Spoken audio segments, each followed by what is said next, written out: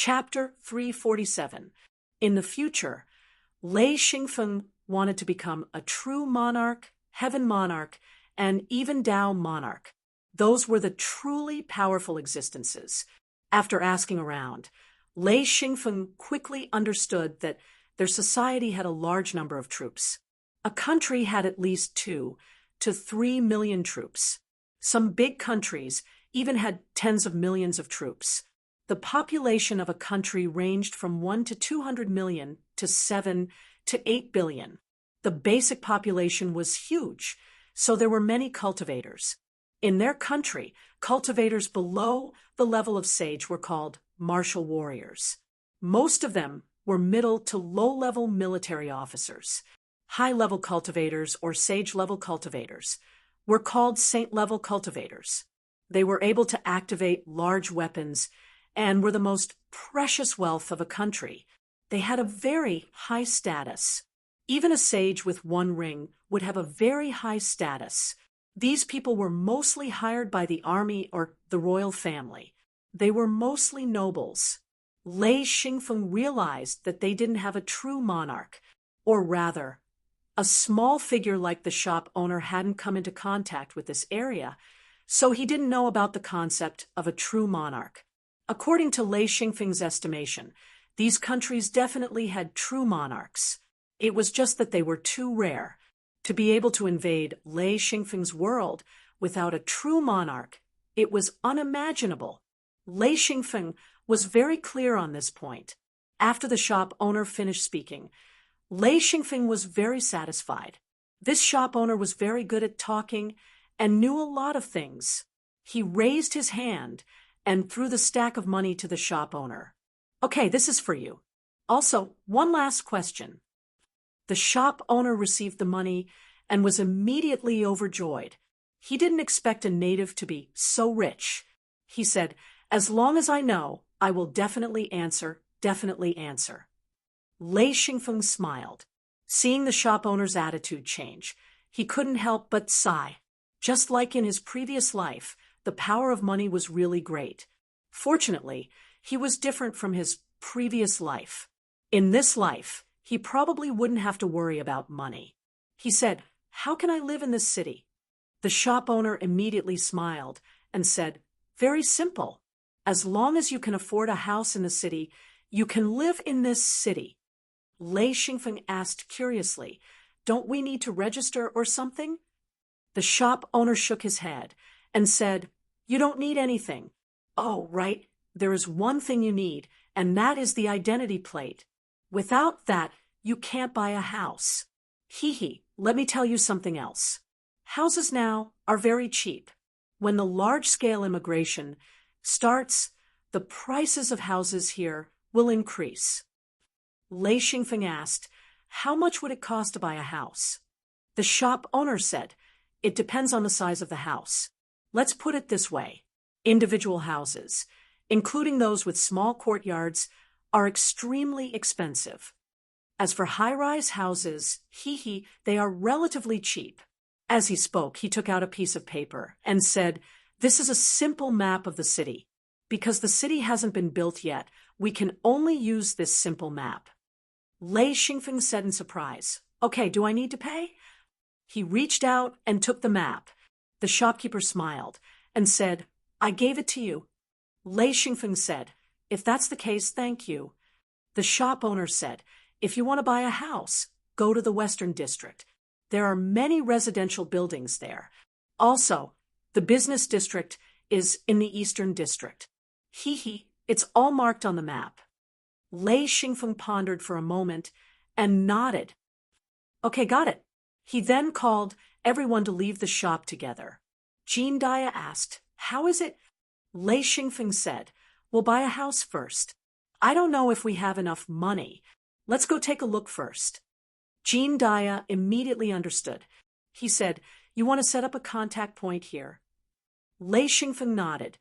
"Not only do we need to set up contact points in this city, we also need to set up contact points in other cities. However, we don't have enough money. Let's see where we can make money." Jean Depang said, "Let's go take a look at the food here." Lei Xingyao also said, "Brother, I'm hungry." Lei Xingfeng looked at the map and said, "Okay, if we want to eat, let's go to the Eastern District. There's a circular bus here." The so-called circular bus was similar to the subway in his previous life, but it was on the ground here. After leading everyone to the circular bus, Lei Xingfeng was stunned. This thing was too similar to the high-speed trains in his previous life. However, it didn't have rails. Instead, it floated on the ground. He didn't know what was used as a guide to bring everyone onto the bus. The circular bus was almost empty. After sitting down, someone came to collect the fare. It was very cheap, only 1 ring per person. Other than Lei Xingfeng, everyone else was very cautious. Lei Xingyao held onto Yan Shaoqing's arm tightly. She looked very nervous. This was the first time in her life that she sat in this kind of bus. Lei Xingfeng comforted her. "There's nothing to be nervous about. It's much safer than flying in the air. Hee, everyone can fly freely in the air. There's no reason to be afraid of this kind of bus." Thunderstorm laughed. "You're not used to it the first time. You'll get used to it after a few times." Suddenly, a loud shout came from the next bus. "I don't have any ring money. F***CK. Get lost." Lei Xingfeng and Thunderstorm looked at each other. Lei Xingfeng said, "I'll go take a look." Jean Daya and the others followed him to the other bus. "Uncle Lotzi, why are you here?"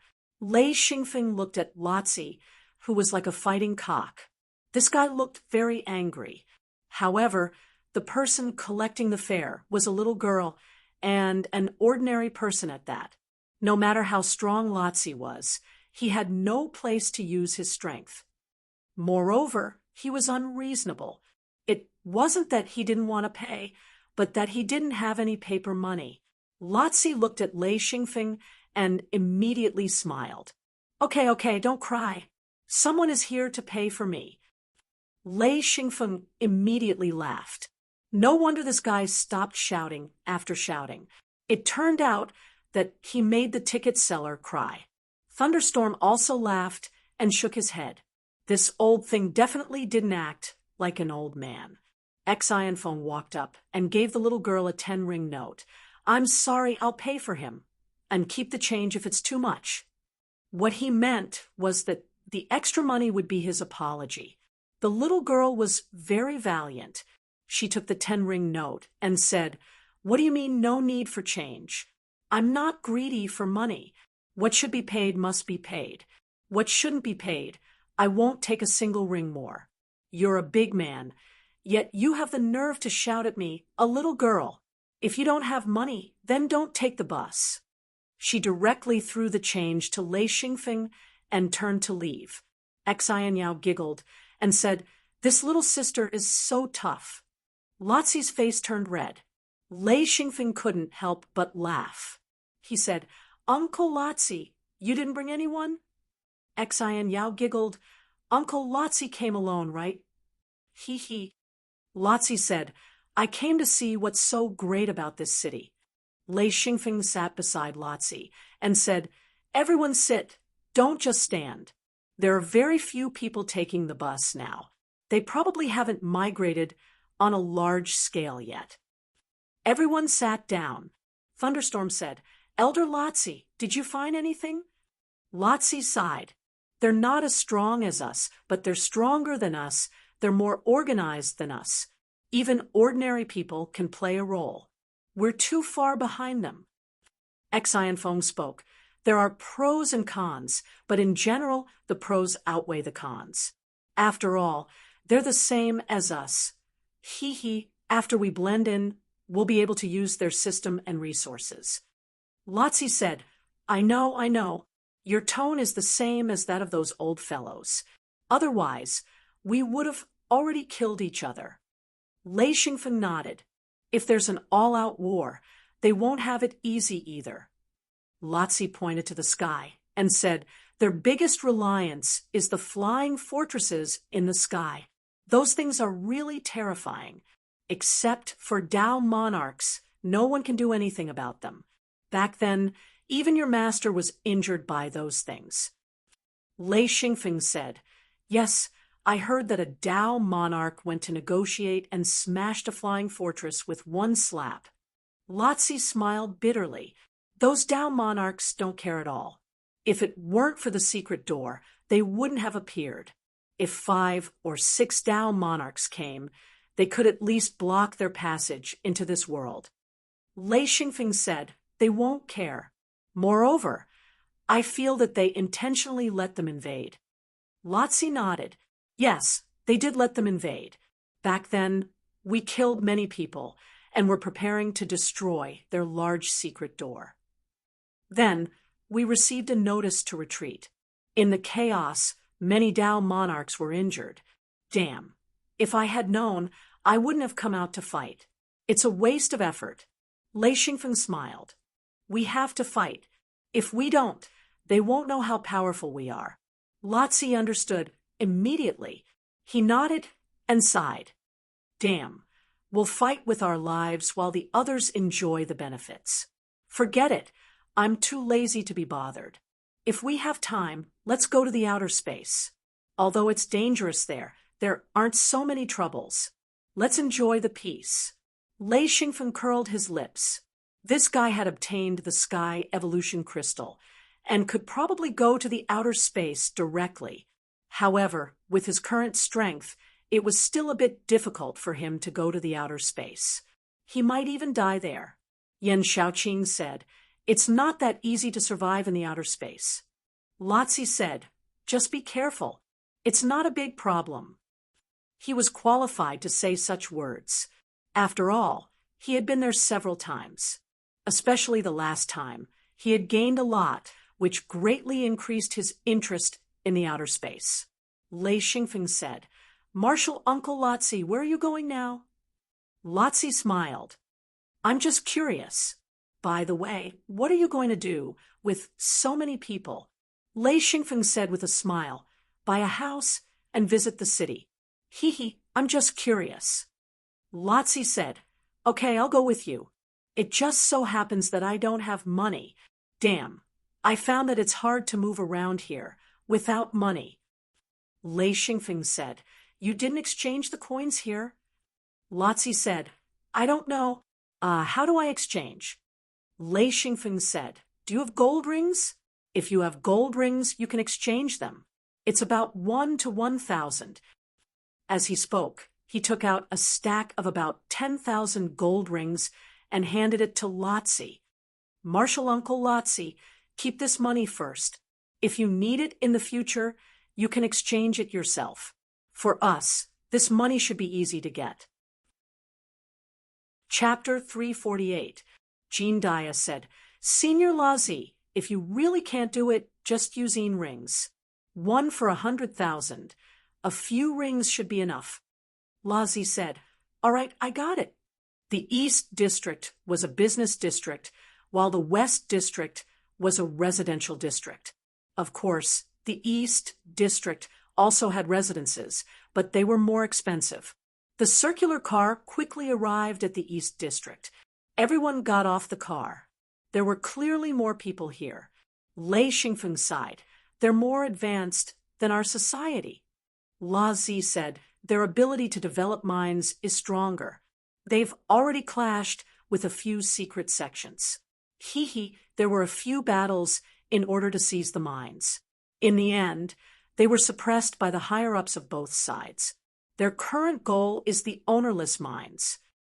Lei Xingfeng said, "Our world doesn't have many resources." Lazi shook his head. "No, for us, there aren't many resources. But for them, this is a world rich in resources."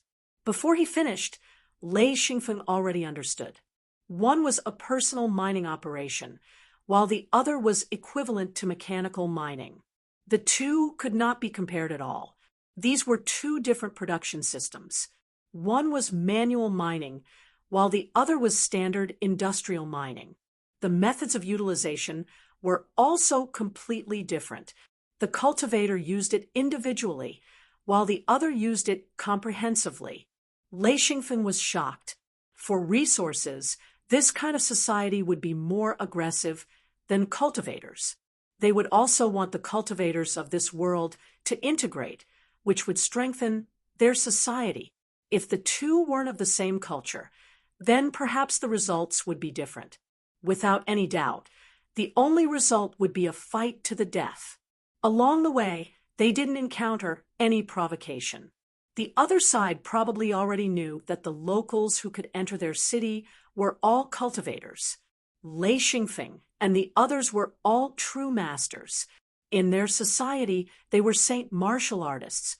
They had extremely high social status.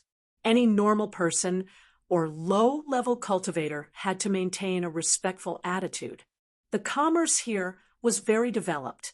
There were a large number of shops, markets, trading markets, and all kinds of money shops. The most surprising thing was the large number of goods. Whether it was food or clothing, they were all extremely rich. Lei Xingfeng and the group began to shop wantonly. There were all kinds of strange fabrics, all kinds of exquisite condiments, and all kinds of food. Lei Xingfeng even felt that he had returned to the society of his previous life. There were really many things that were similar. Very quickly, the shopping spree could no longer continue as Xinfeng was already out of money. A few $100,000 was quickly spent. Since they all had their hidden Luan spaces, they could store the items they bought. So they didn't feel like they had spent much before they ran out of money. Lei Xingfeng smiled bitterly. All right, let's go find a money shop and see if we can get some money to use. Soon, they found a money shop and exchanged the gold hoop for a few 100,000 RMB. The group continued to buy various items. The group gradually began to familiarize themselves with the city.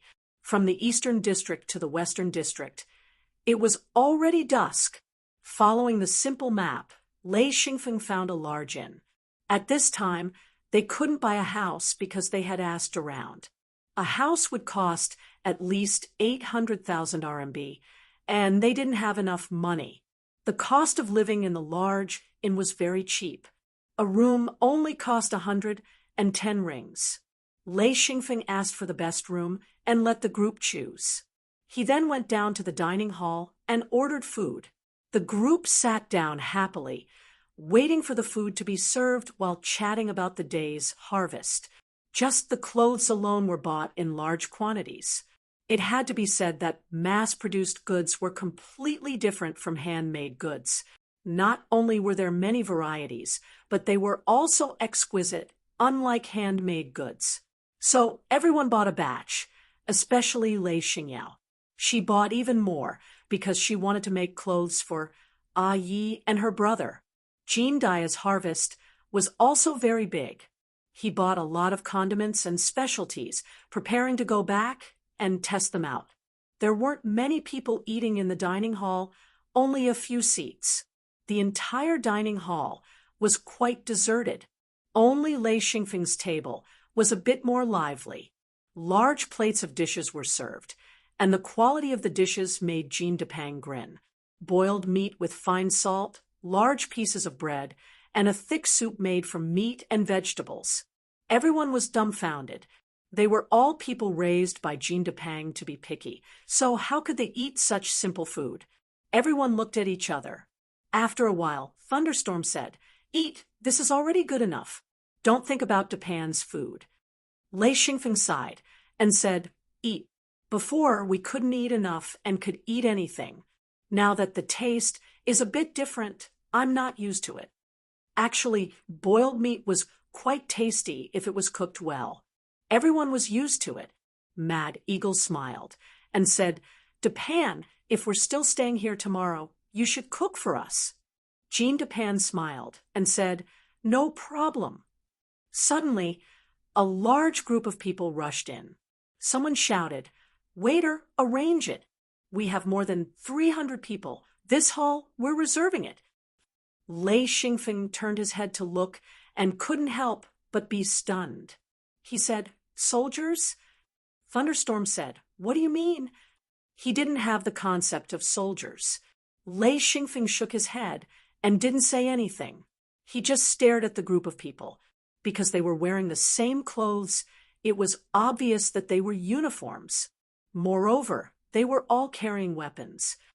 The weapons looked similar, so it was certain that they were standard weapons. Lei Xingyao smiled and said, "Wow, so many people." They were all seated at large round tables. There were more than 30 large round tables in the hall, and each round table could seat 10 people. These 300 people were more or less able to fill up the entire hall. The waiters of the inn immediately busied themselves with arranging the tables and chairs, as well as seating. Soon, everyone was seated. At this time, Lei Xingfeng's table was incomparably sober. Moreover, their clothes were completely different from the people in the city. It was obvious that they weren't from the city.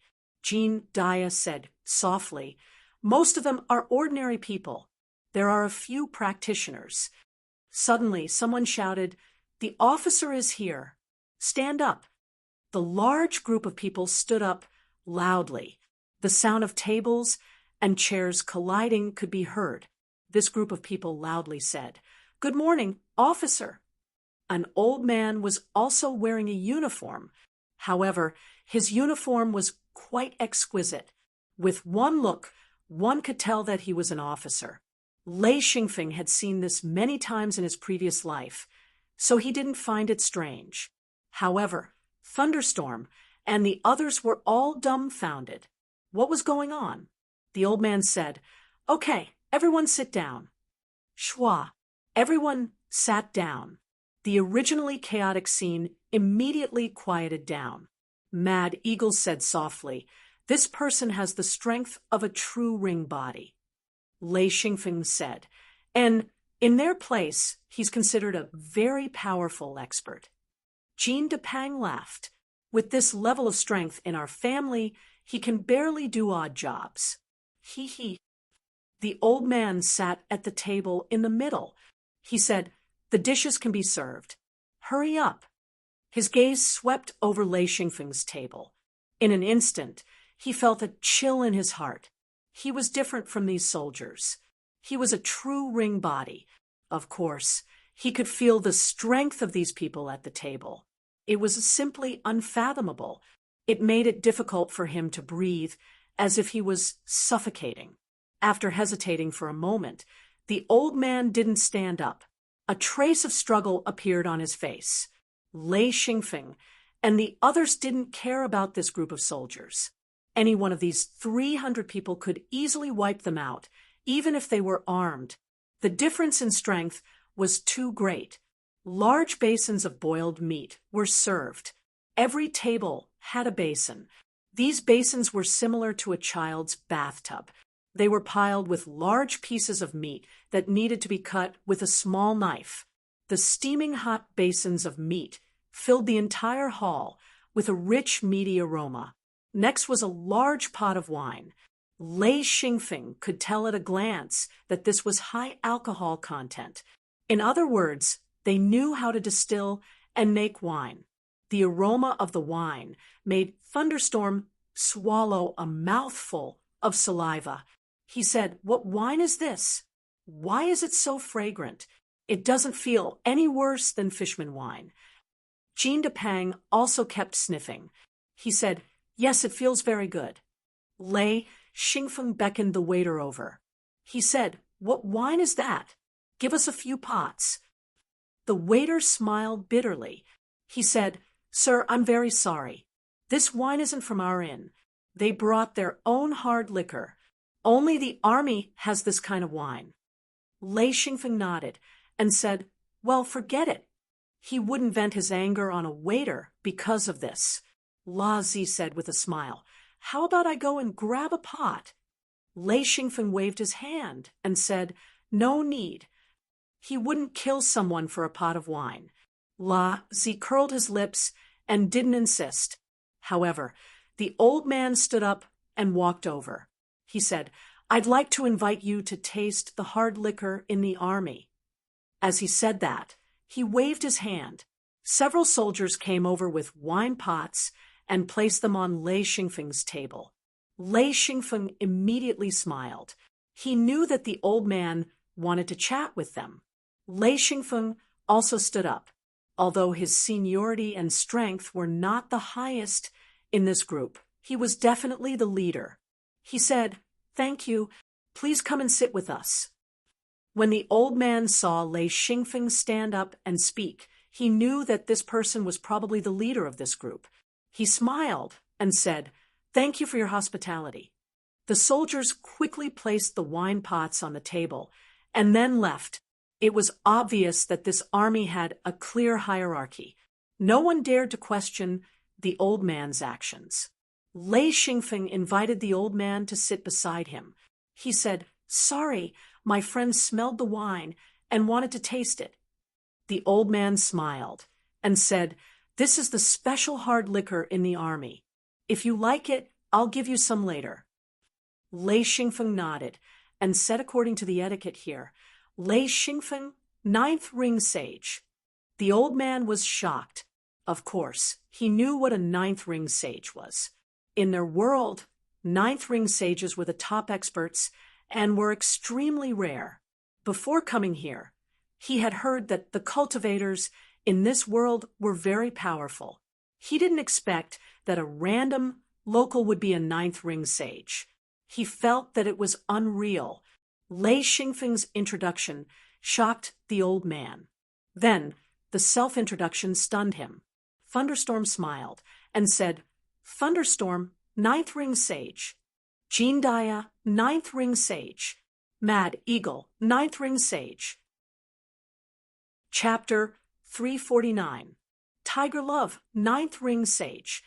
The old man's only thought was, since when did 9th ring sages become so worthless? Almost everyone here was a 9th ring sage. As for Lei Xingyao, Jin Depang, and Yen Shaoqing, they didn't say anything. The old man swallowed a mouthful of saliva and said, You're from the secret sect?" Lei Xingfeng nodded. "That's right, we're from the hidden sect." The old man let out a long breath. He was ecstatic. It was great to be able to get to know someone from the hidden sect. Everyone knew that the hidden sect had countless experts, but he didn't expect it to be true.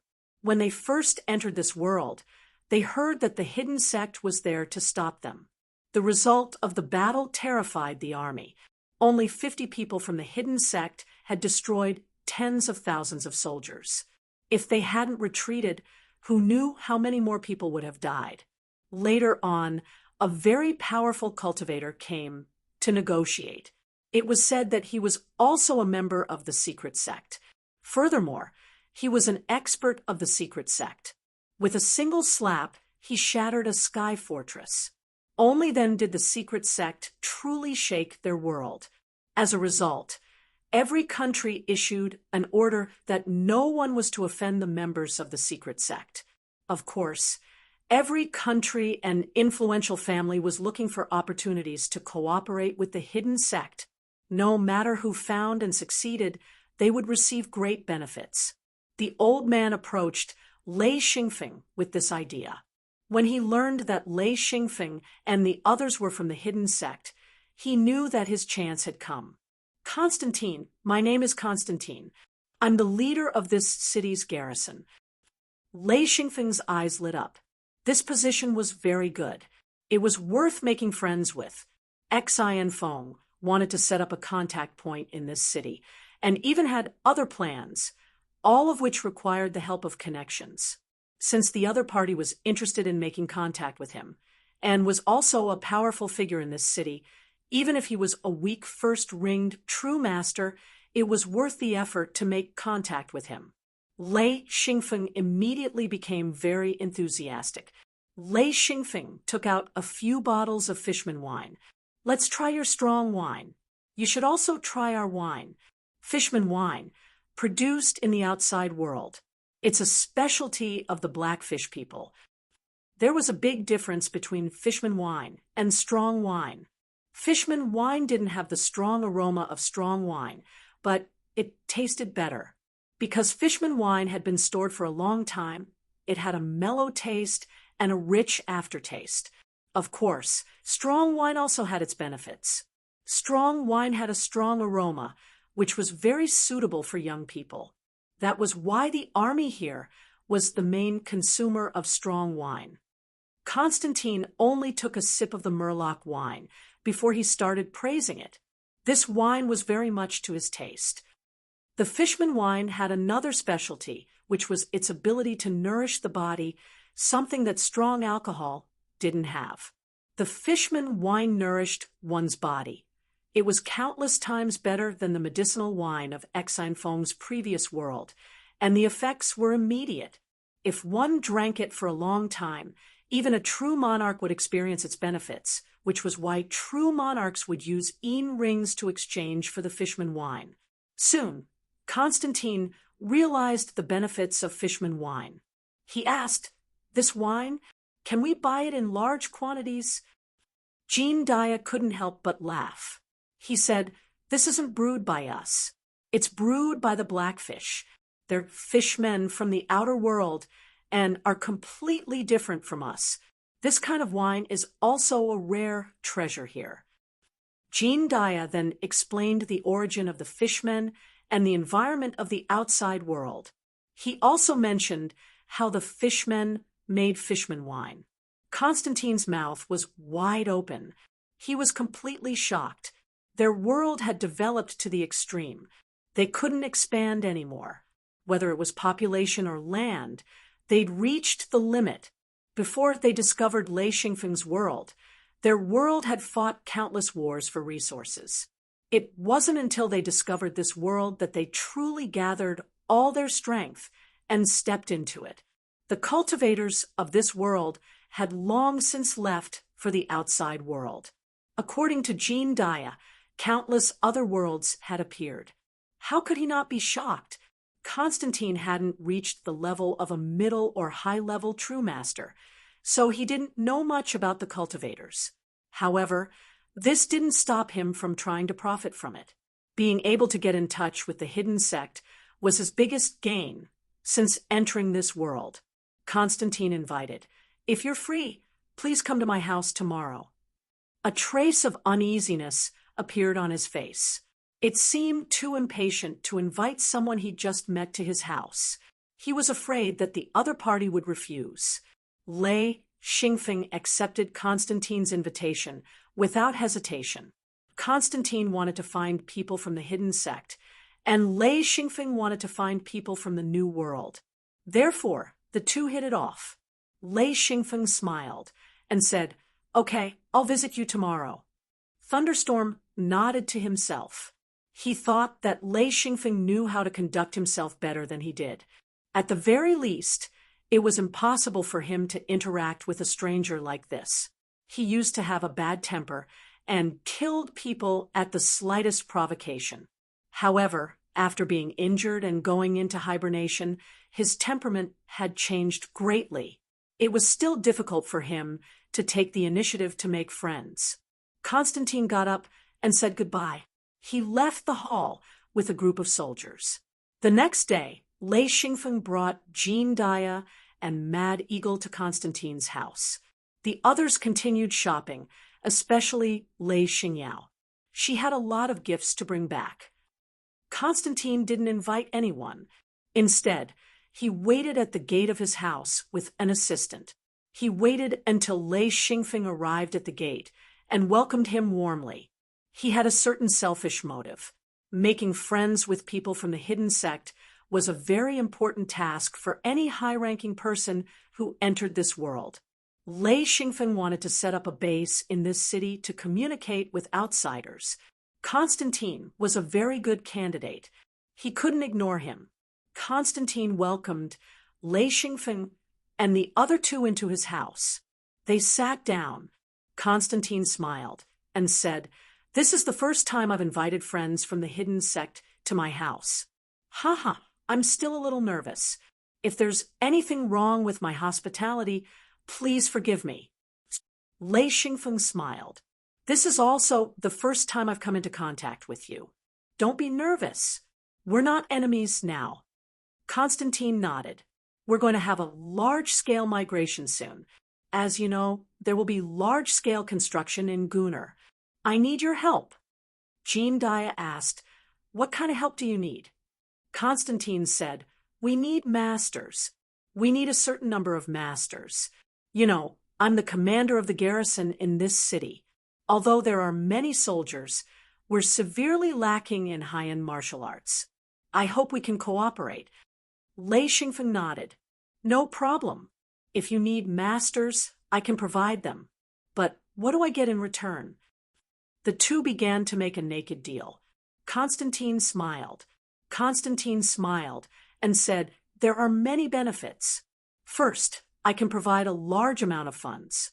Second, your secret sect can do anything in this city, and I will provide you with the best protection. Third, my family can carry out all kinds of activities with you. Not only can we provide funds, but we can also provide weapons. You should know that our weapons are first class. Lei Xingfeng smiled. Do you know about yin rings? Constantine suddenly became excited and said, Yes, I know about yin rings. You have yin rings? Ah, right, you're from the hidden sect. You should have yin rings. He was so excited that he couldn't speak coherently. He'd heard that yin rings could not only be used on weapons, but also had a very important use.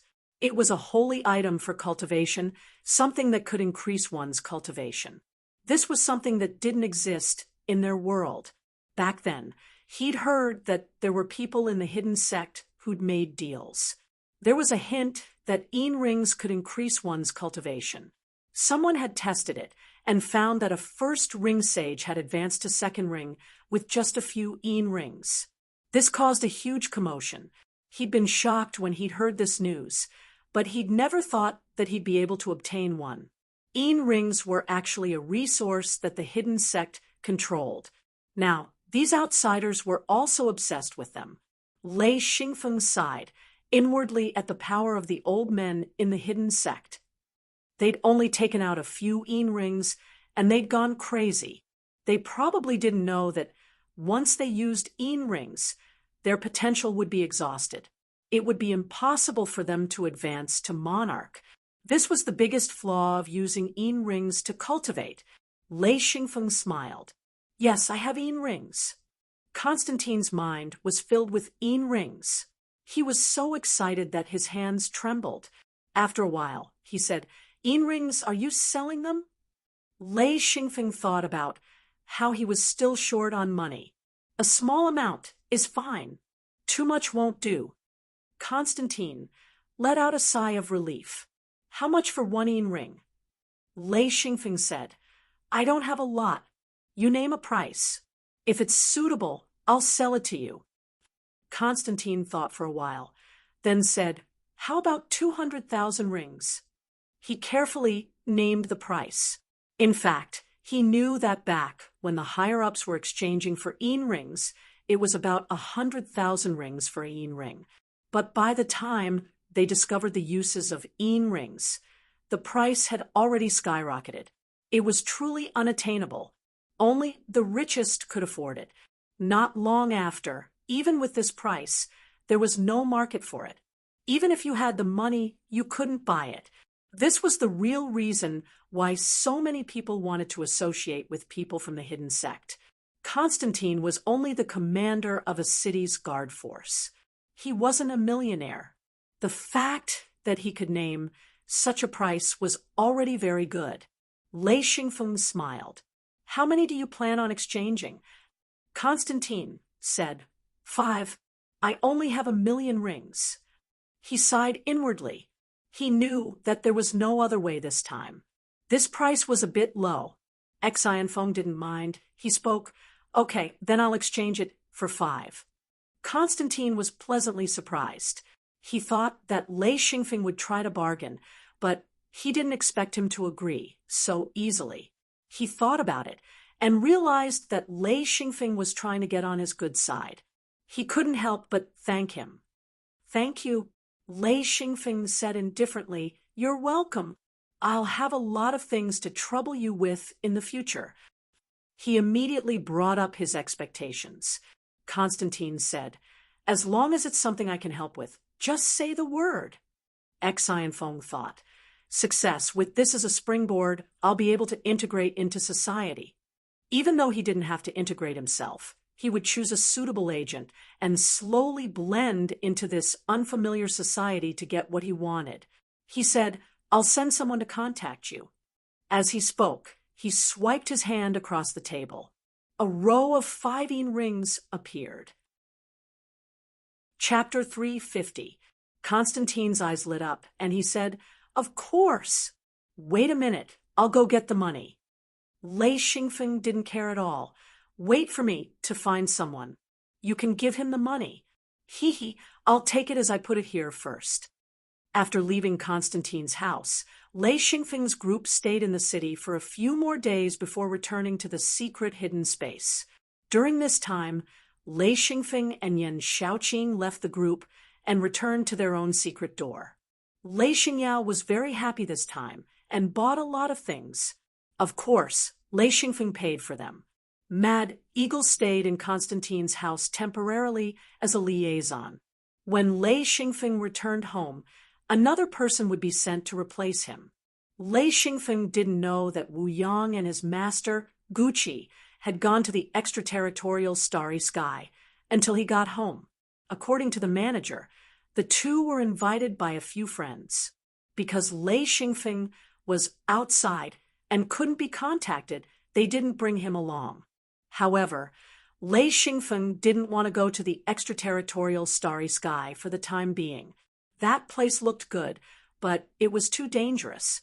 With his strength as a 9th ring sage, it wasn't suitable for him to go.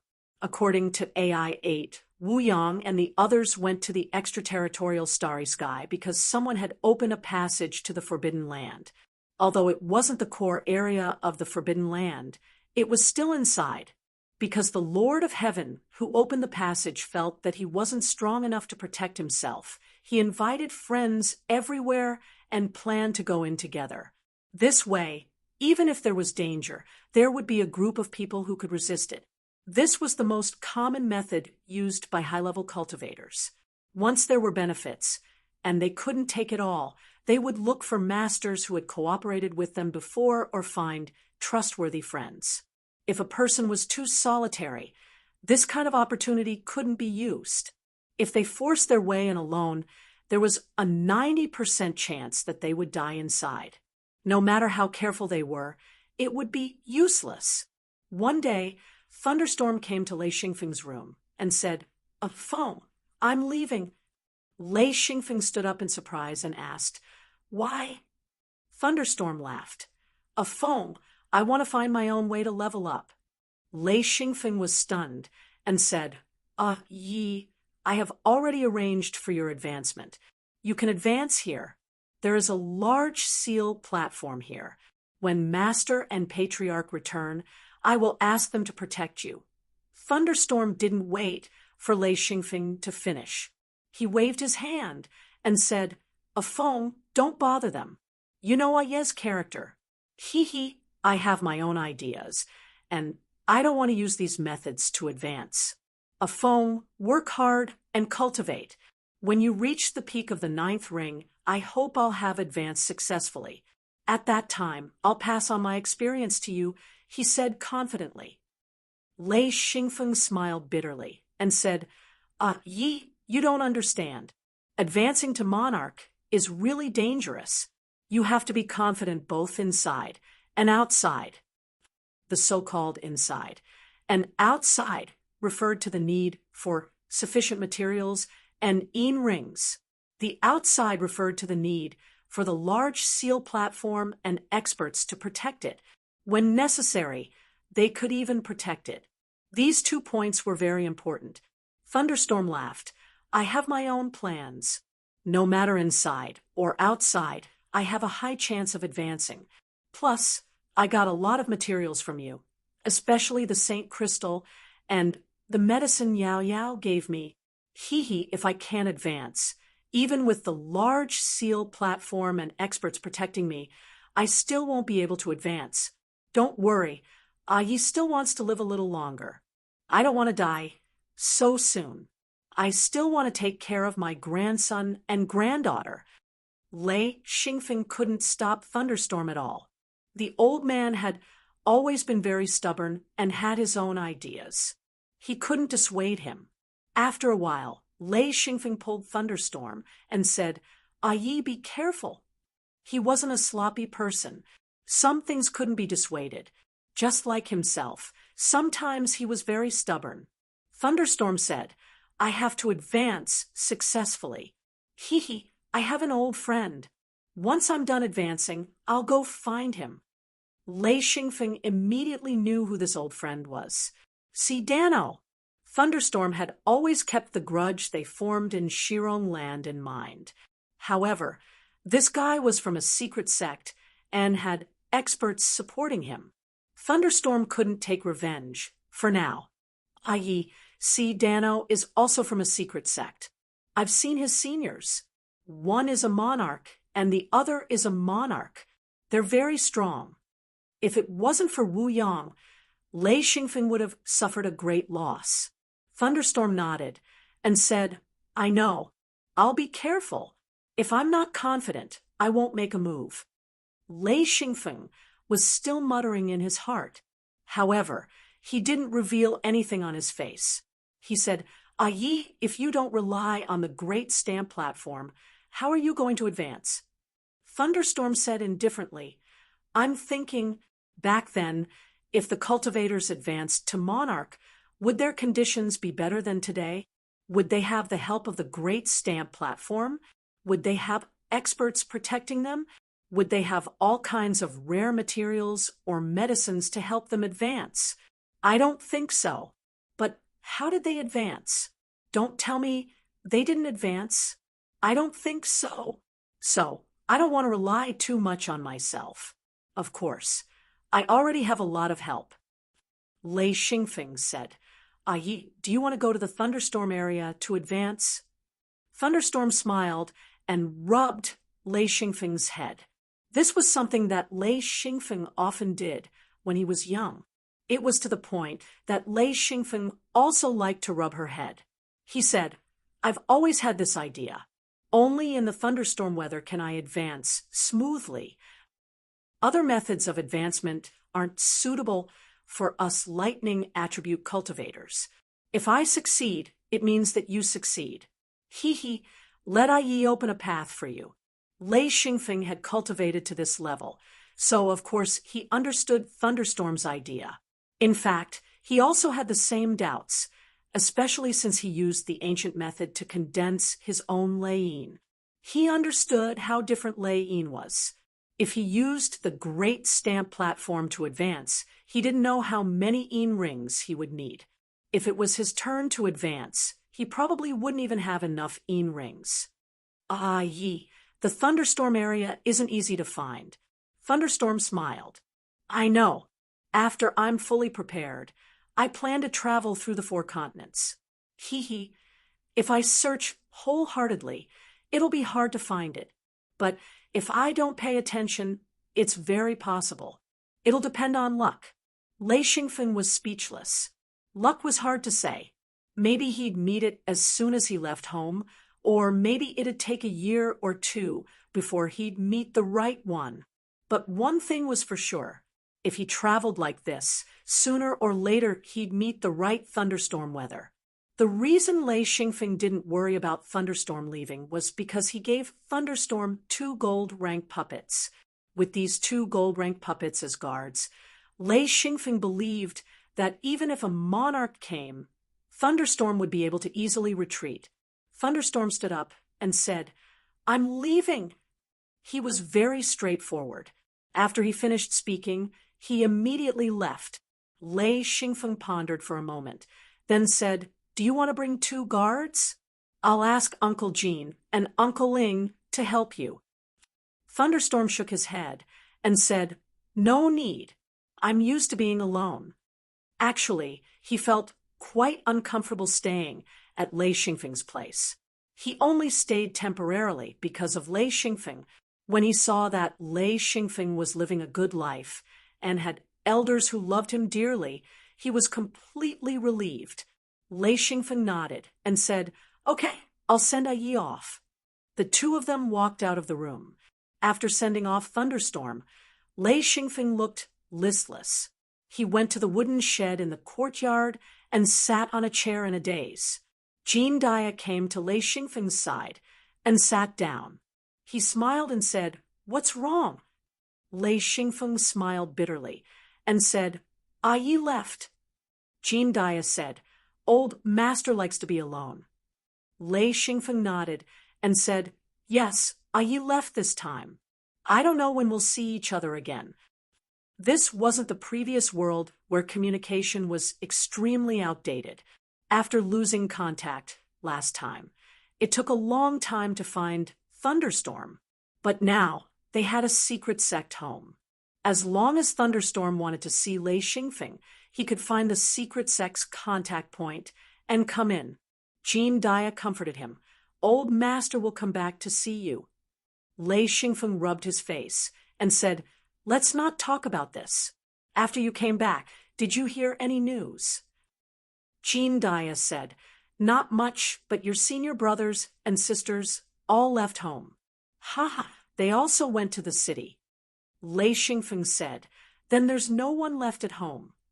Jean Dia smiled and said, "There's still one left.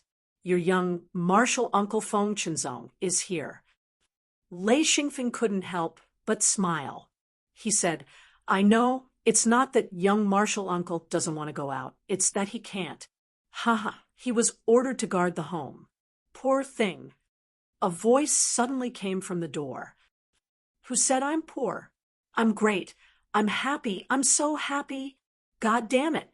Feng Qinzong walked in with large strides, cursing as he walked. He looked extremely displeased. Lei Xingfeng couldn't help but laugh. "I said you can't talk about people behind their backs. Now that you've said it, you've come." He stood up and said, "Young martial uncle, how come you have time to come here?" Feng Qinzong was extremely unhappy. "They all ran away. Where can I go? Of course I'm here to relax. Don't tell me you're also planning to go out." Lei Xingfeng shook his head. "I just came home not long ago. I don't plan to go out yet." Feng Qinzong said, "Okay, finally there's someone to keep me company at home." "Oh, right, a Feng. Have Fatty Jean make some good food. Damn it, I don't know what's wrong with the cook these days. The food he makes tastes terrible." Lei Xingfeng said, "If the cook isn't good, we can just change." He didn't care. Feng Qinzong said, "Change my ass. That's my relative. He's here to make a living. If we change him, he'll be scolded behind his back." In the past, he rarely stayed at home. He didn't care if the chef was good or bad. However, after his advancement, his lifestyle changed completely. He spent more time at home than out. Most importantly, after eating Jean Depang's food, he felt like he was eating dog shit when he went home. One was food for humans, while the other was food for dogs. He sometimes thought that maybe dogs didn't even eat his food. Lei Xingfeng smiled. "No problem. If you really can't stand it, you can eat at our house. It's not like you have an extra mouth." Feng Qinzong said, "And since I don't have anything to do, I'll spend the day at your house. I'll go back at night." Lei Xingfeng smiled. "I'll have someone bring Fatty here." He waved his hand to call over a nearby waiter and gave him some instructions. A moment later, Jean Depang walked out with a grin on his face. He walked over to the table and found himself a chair. "Did Senior Feng call for me?" Chapter 351. Xian Feng laughed. "That's right, little martial uncle is craving for food and specially wanted to eat your dishes. That's why he came here." Jean Depang was very clever and knew how to flatter. This is my honor. No matter what, I have to cook a few good dishes to show respect to Senior." Feng Qinzong said, "You have a sweet mouth." Good. If it tastes good, there will be a prize." Jean Depang said, "A prize? That's great. I will definitely flatter Senior and make him satisfied." Not only was he fat, but his skin was also very thick. Feng Chenzong laughed. Good. You go prepare. I won't be leaving today. Jean Depang stood up. All right. Watch me. He got up and went to prepare. If it was just to fill his stomach, of course he didn't need to prepare. But if he wanted to cook some special dishes, he had to prepare them beforehand. Jean Dia sighed. This kid has already turned into a demon. It will be difficult for him to increase his cultivation. He was Jean Depang's senior. Seeing this guy immerse himself in food and not cultivating, Jean Dia couldn't help but feel anxious. Lei Xingfeng smiled. Everyone has their own fate. You can't persuade him. Actually, this may not be a bad thing. Jean Dia shook his head, but he didn't talk about it anymore. Lei Xingfeng said, Young martial uncle, how is your personal world going? Feng Chenzong said, It's the same. No surprises, no accidents. It's stable. Let's slowly develop. Lei Xingfeng smiled. Young martial uncle, I have a suggestion for you. Feng Chenzong asked, What suggestion? Lei Xingfeng said, Send someone to learn. Feng Chenzong was curious. Learn what? Learn from whom? Xian Feng spoke. You know about this invasion, right? Just learn from those invaders.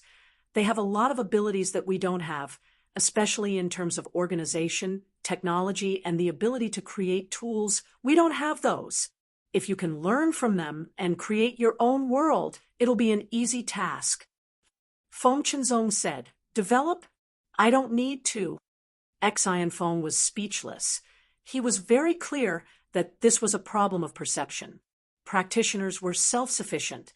They indeed didn't need to develop anything. But if they wanted to increase their strength, they needed a large amount of resources and a strong ability to develop. This was much better than closing their doors and developing on their own. Feng Chenzong smiled. I don't need to develop. Feng, don't think about useless things. If I can become a Tao Lord, those people. Not to.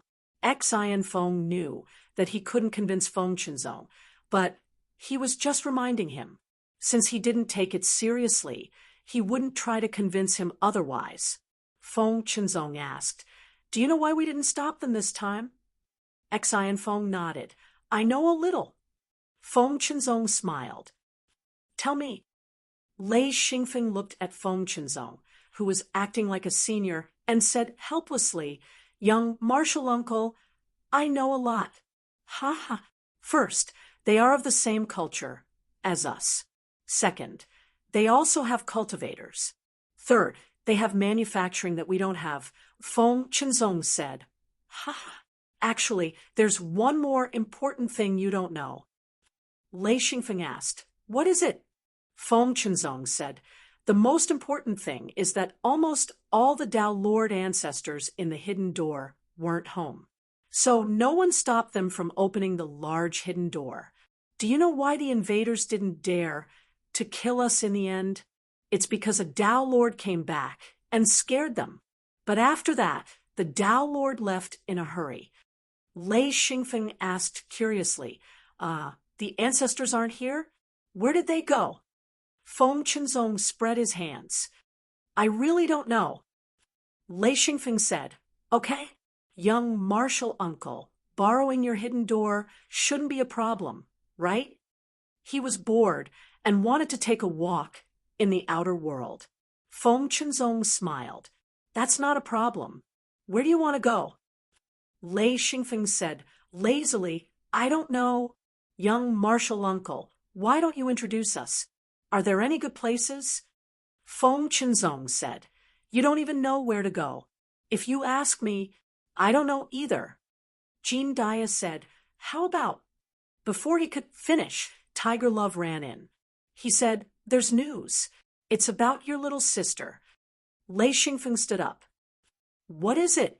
Tiger Love said, I heard a new outer world was discovered. Ha!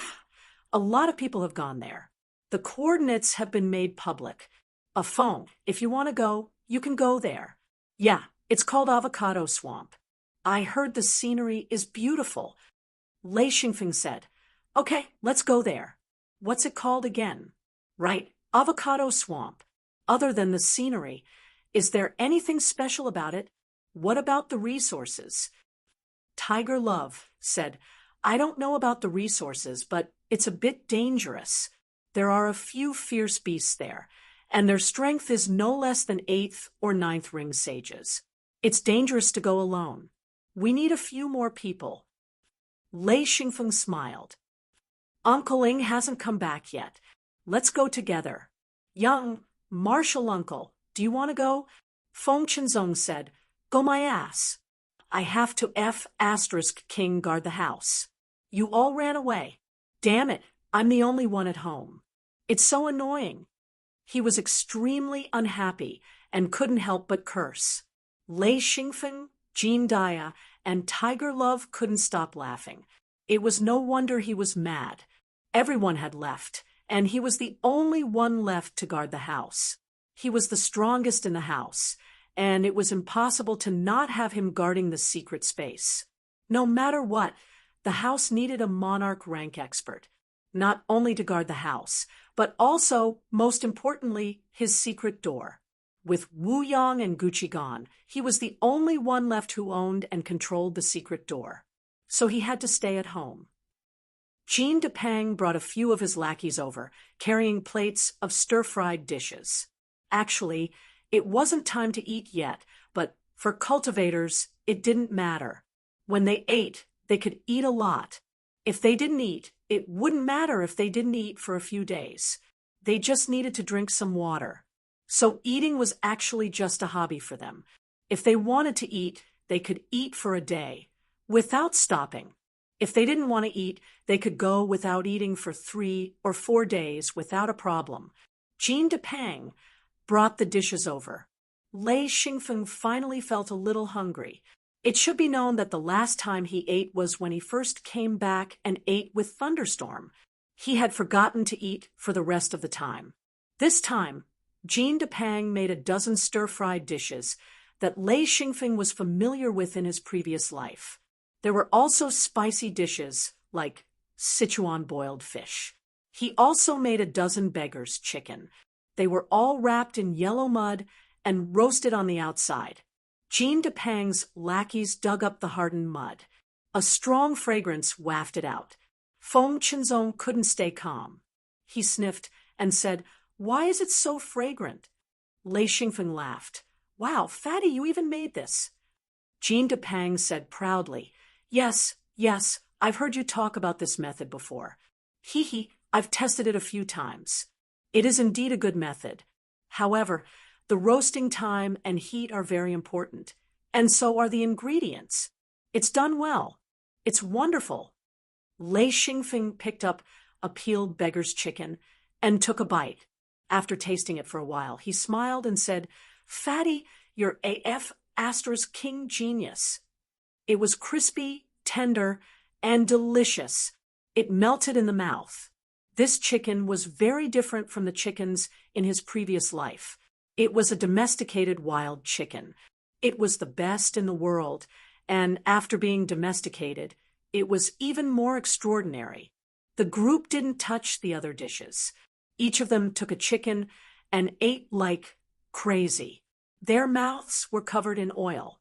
Jean Depang also took a chicken and ate like crazy. As he ate, he commented, This is the best method. It can preserve the taste of the Shuefen chicken to the fullest. Also, I stuffed a lot of mushrooms and seasonings into the chicken's stomach. Hee, the flavor will definitely stay in the meat. Feng Chenzong ate without caring about his image. His face was covered in oil. As he ate, he praised, Fatty, how am I supposed to eat in the future? Every time I come here, I go home without eating for a few days. It's not that I don't want to eat. It's that after eating your food and then eating my family's food, it's tasteless. Fatty, you're harming people. Jean Depang said proudly, Senior, if you don't like the food at home, you can come here. I'll cook for you. Feng Chenzong said, No need to call me Senior. It's too distant. Just like a Feng, call me young martial uncle. Lei Xingfeng rolled his eyes. He looked down on Feng Chinzong.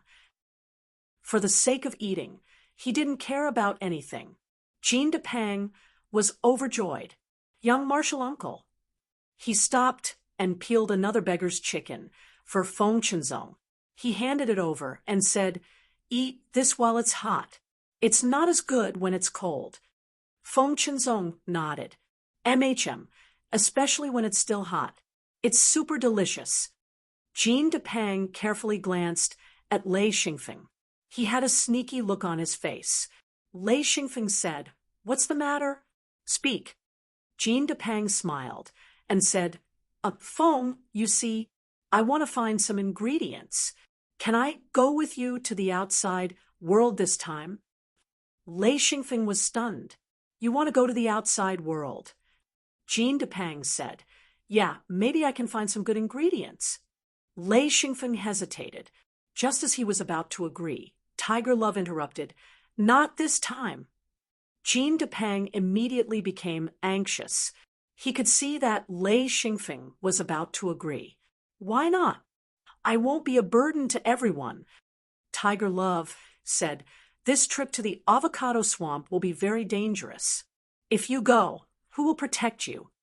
Jean Depang looked at Jean Dia. His meaning was clear. Jean Dia will protect him. Tiger Love said, "You can't fly, and you can't walk in the avocado swamp.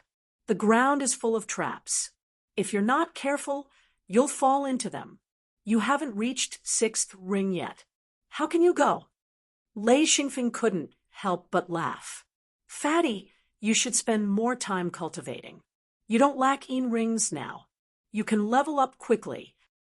Jean Depang was about to cry. "You can't hurt me like that. Sigh, I'm still a ways away from 6th ring. I've been cultivating very fast these past few years. It's at least several times faster than when I entered the Gate of Secrets. I've been working very hard." Chapter 352. Jean Dia said, "I'll take care of him. It's not good to keep him cooped up at home." After all, he was his junior. He didn't want to disappoint Jean Depang too much. Jean Depang's potential was quite good. Not the potential for cultivation, but the potential for flattery. This guy was like a fish in water in the hidden sect. No one said anything bad about him. He planned to spend the rest of his life here. So he needed someone to take care of him. Who could be more suitable than Jean Depang? Lei Xingfeng nodded. "If that's the case, then Uncle Jean will take care of him." Jean Depang was overjoyed. "That's great. I won't drag everyone down." Feng Chinzong actually wanted to go out as well. Aside from cultivating, there was nothing else to do. It was really annoying. However, he thought about it and decided not to. If he had to go, no one would stop him. But he was now the head of the family. After all, he had responsibilities. Turning his worries into appetite, Feng Chinzong ate 5 beggar's chickens in one go. This kind of beggar's chicken was very different from the ones from Lei Xingfeng's previous life. First, there was the difference in size. A Shuefen chicken weighed about 11 to 12 kilograms. One chicken was the equivalent of several chickens from his previous life. 5 Shuefen chickens roasted beggar's chicken. Even Feng Chinzong was a little tired of eating it all in one go. He took a hot towel and wiped his face and hands. Feng Chinzong continued to eat. Jean Depang ordered his subordinates to take out all kinds of exquisite food. He even took out a few bottles of the fishman wine that Lei Xingfeng had given him. They were all fine fishman wine. Lei Xingfeng laughed. "Hey, Fatty, you're using my wine as a favor." Jean Depang said, "We're all on the same side. There's no need to do favors." His words were straightforward, leaving Lei Xingfeng speechless. Feng Chinzong laughed. "That's right. We're all on the same side. There's no need to do favors." "Good. Well said, Depang." "Ha ha." Everyone chatted and laughed. The meal was very enjoyable. The next day, Lei Xingfeng, Jean Dia, Tiger Love, and Jean Depang came to Feng Chinzong's house. Feng Chinzong's secret door was in the back hall. It was beautifully set up. This was Feng Qinzong's core area and was guarded by several ninth ring sages. For Feng Qinzong, this place was his foundation. As for the secret door in his body, it had to be built here. After a few simple words, Lei Xingfeng asked Feng Qinzong how many yin rings he needed. Feng Qinzong smiled. I'll give it to you this time. You don't need to spend yin rings. But this ends here. Don't spread the news, understand? Lei Xingfeng knew that Feng Qinzong was giving him benefits. He'd earned a lot of benefits on his own, so he didn't mind spending some yin rings to deepen their relationship. Jean Depang had long known that a trip to the outside world cost a lot of yin rings. The number of yin rings was too much for him to bear.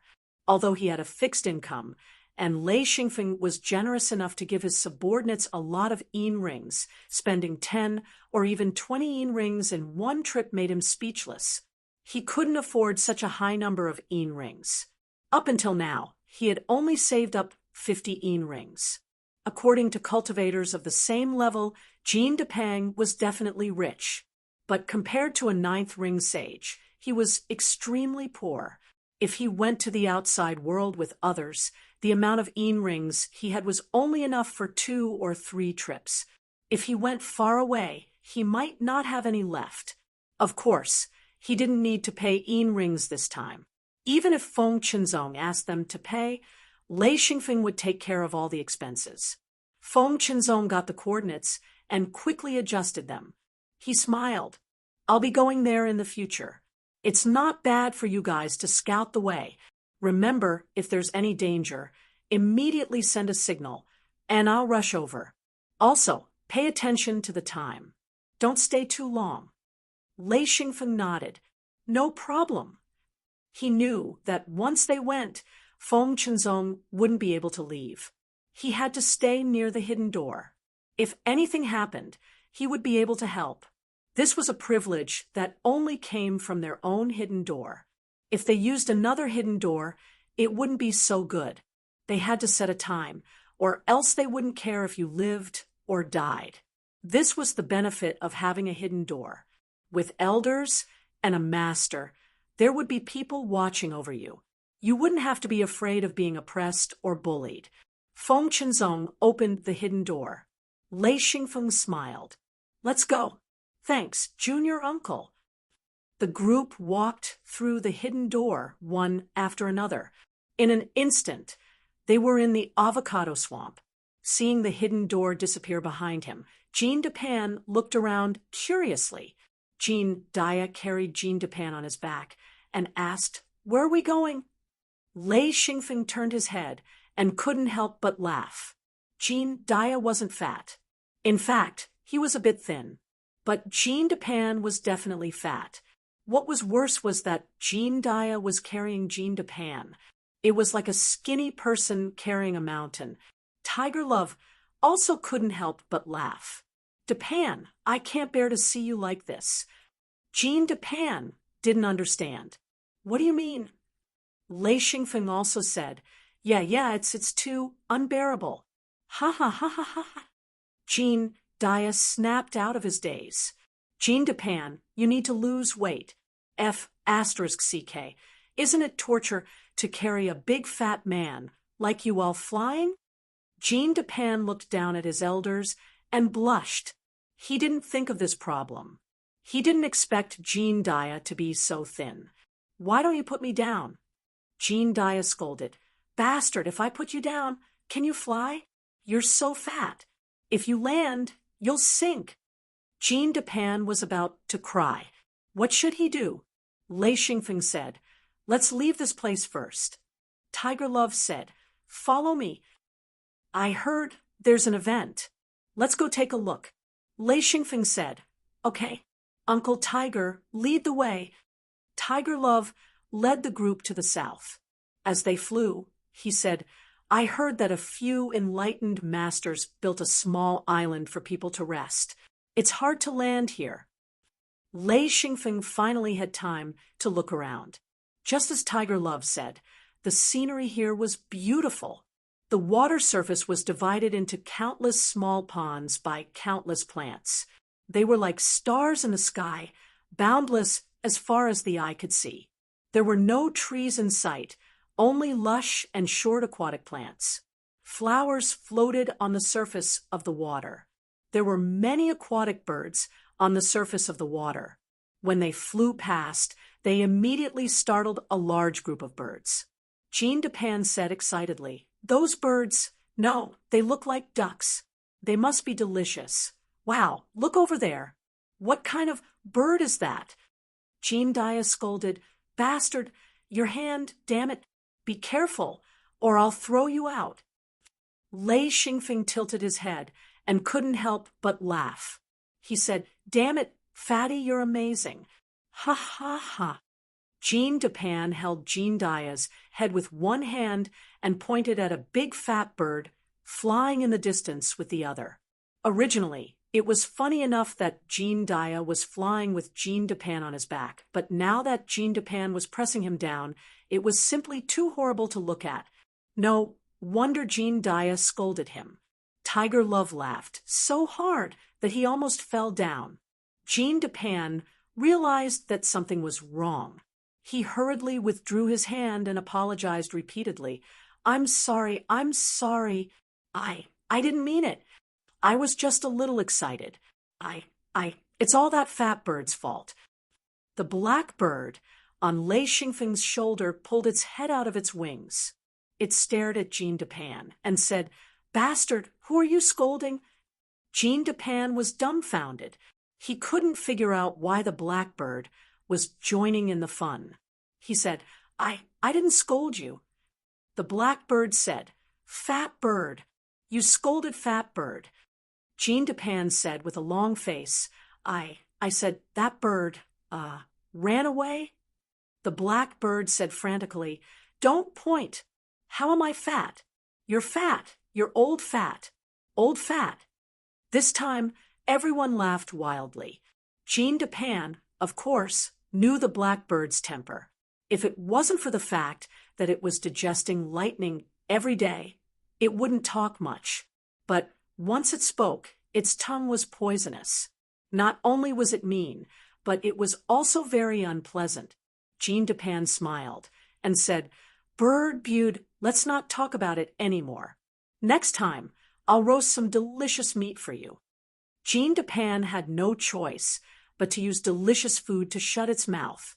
If he continued, who knew what this bird would say? The black bird tilted its head and thought for a while. Then it said, "Okay, roast, twice no, 3 times. I want special meat. Don't try to fool me with those worthless rotten meat. Oh, it'd be best if it's Star Eclipse beast meat." Jean Dupin was stunned. He said, I don't have Star Eclipse beast meat." The blackbird said arrogantly, "I don't care. I want Star Eclipse beast meat anyway. As for where you get it, I don't care." Lei Xingfeng couldn't help but say, "Bird Bude, you mean you want him to ask me for it?" The blackbird immediately said, "Did the bird say that? Which one of you heard it? The bird would never say that." "Humph," Lei Xingfeng said, "but I'm the only one here who has Star Eclipse beast meat." The blackbird said, "That's none of my business." Acting shamelessly was a good idea. The unlucky one was Jean Dupin. It had nothing to do with the bird. The bird just wanted to eat Star Eclipse beast meat. Jean Dupin said with a bitter face, "This Bird Bude, how about we negotiate?" The blackbird was smart. He said without hesitation, "No negotiation. Absolutely no negotiation. The bird doesn't care about anything. The bird only cares about eating. Gah." Jean Dupin was furious. He said, "Eat my ass. I don't have it. Do whatever you want. I don't believe you can do anything to me." Tiger Love laughed. "Huh, Jean Dupin's counterattack." Lei Xingfeng laughed. "It's not a counterattack. It's a counterattack. This is the fatty's counterattack. Ha ha." The blackbird gah. He suddenly realized that something was wrong. Jean Depan actually counterattacked. The worst thing was that the previous topic was over and they were now talking about food. Why did they talk about food? For a moment, the blackbird was speechless. Jean Depan couldn't help but laugh. The blackbird had always been unforgiving. Not only did he have a poisonous tongue, but he was also very vengeful. Everyone thought that the blackbird was going to fight back. Even Jean Depan was uneasy. Although he said it stubbornly, he knew that the blackbird was not to be trifled with. Suddenly, the blackbird sigh. The bird has a hard life. Everyone bullies the bird. The bird has a hard life. The bird has a hard life. He raised his voice and wailed, making everyone's scalp tingle. Lei Xingfeng couldn't stand it anymore. He said, "Shut up." The blackbird and suddenly stopped talking. Lei Xingfeng could scold the blackbird, but Jean Depan was guilty. He said, "Bird Bud, why don't we eat something else? I'll take care of your taste. What do you think?"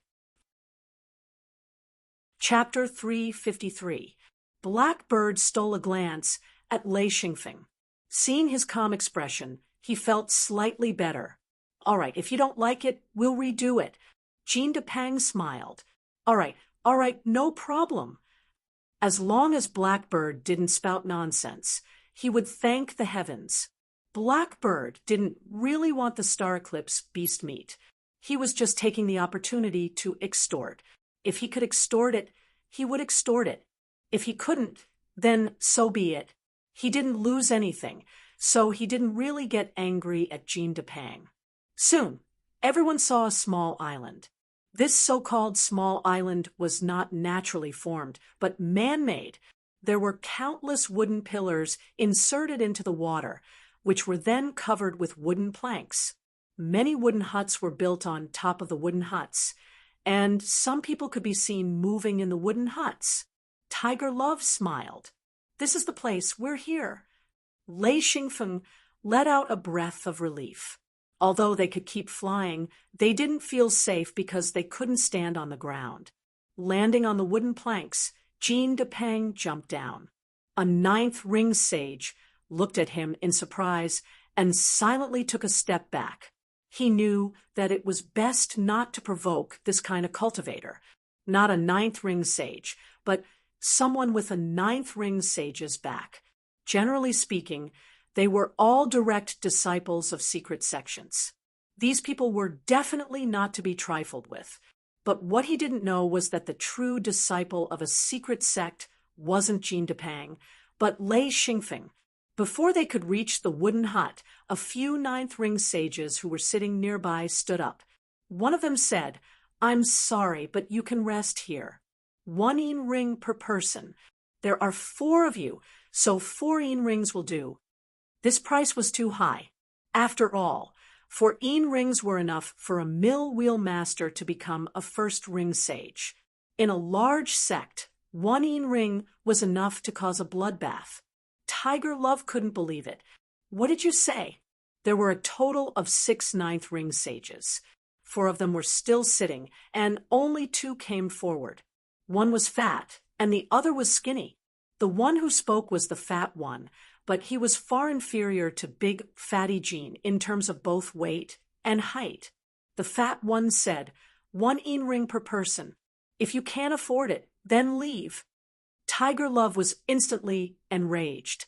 "What the F*** do you mean? This was daylight robbery.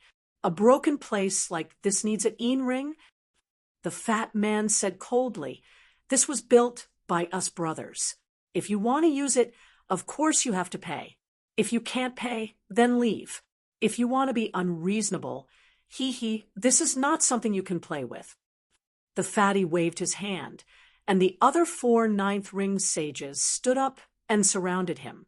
Lei Xingfeng said, "All right, I'll pay, right? I'll pay." He didn't want to cause any conflict. Besides, 4 yin rings were nothing to him. The fatty had a smug look on his face. "You're only paying now? It's too late.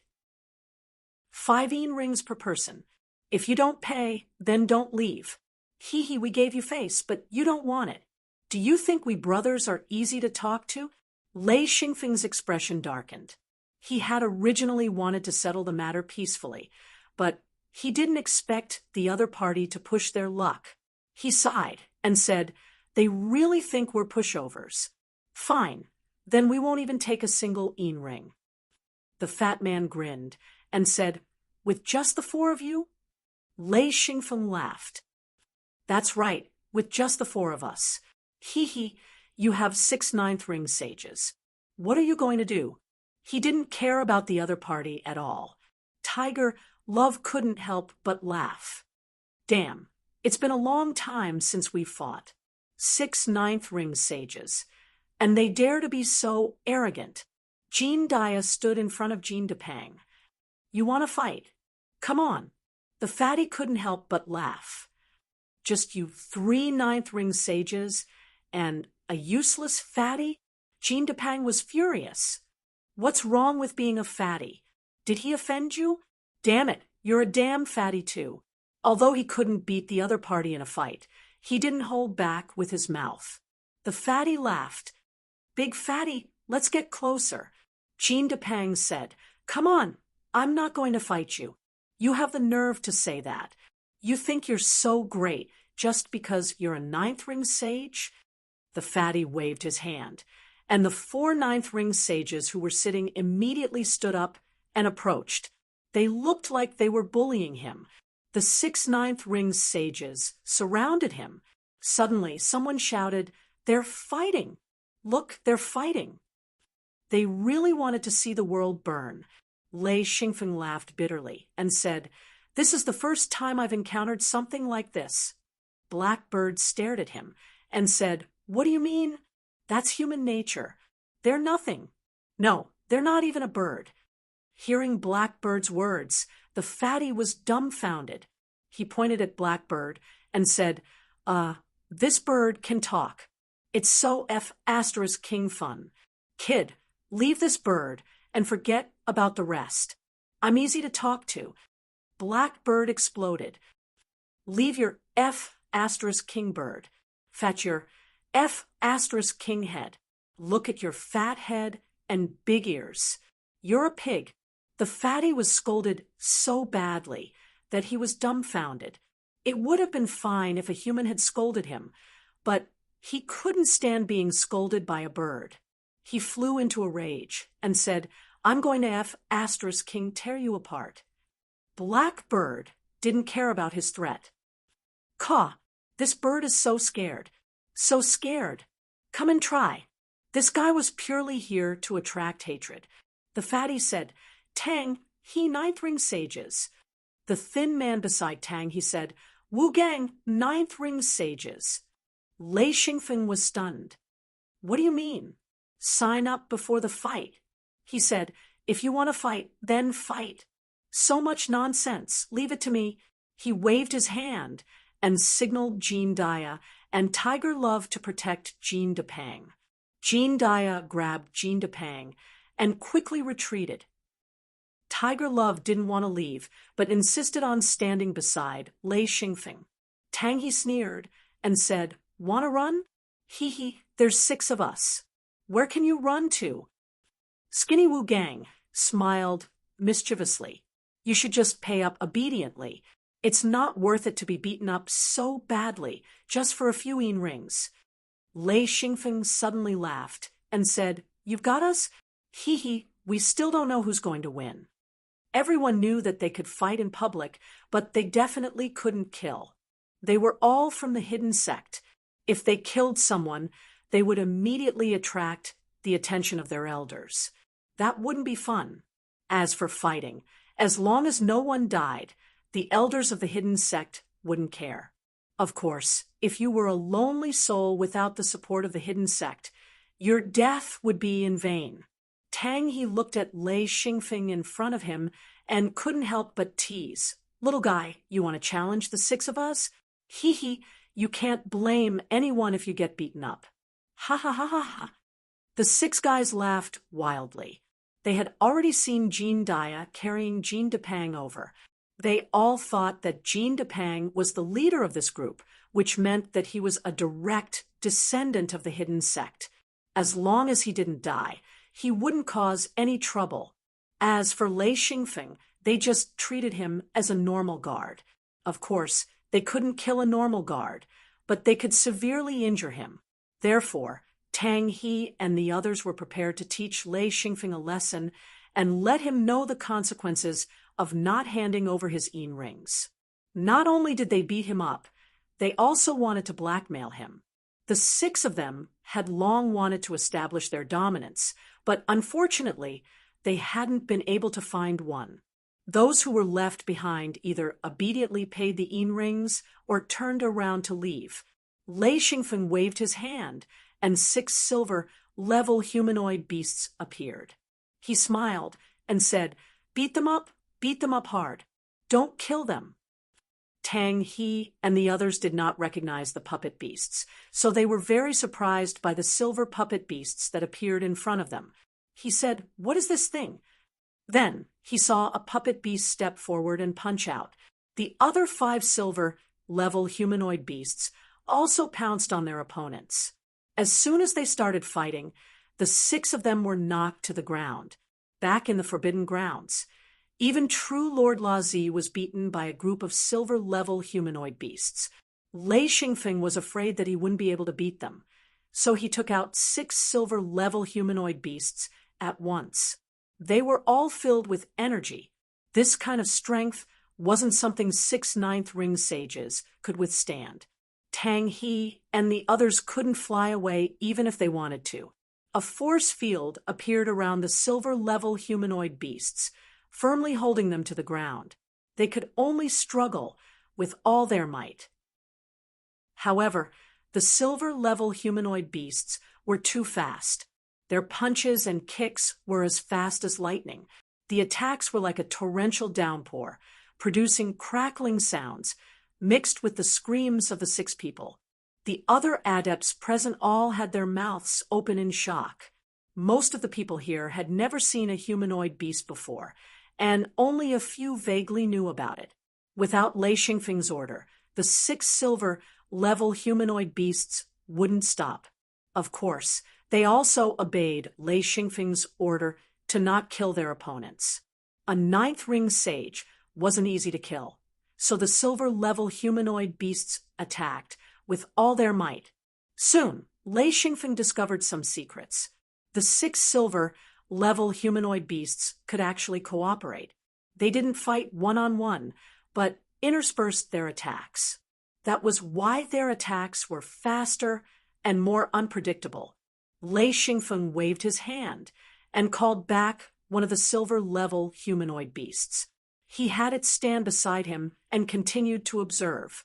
As expected, without one silver-level humanoid beast, the 5 silver-level humanoid beasts worked even better together.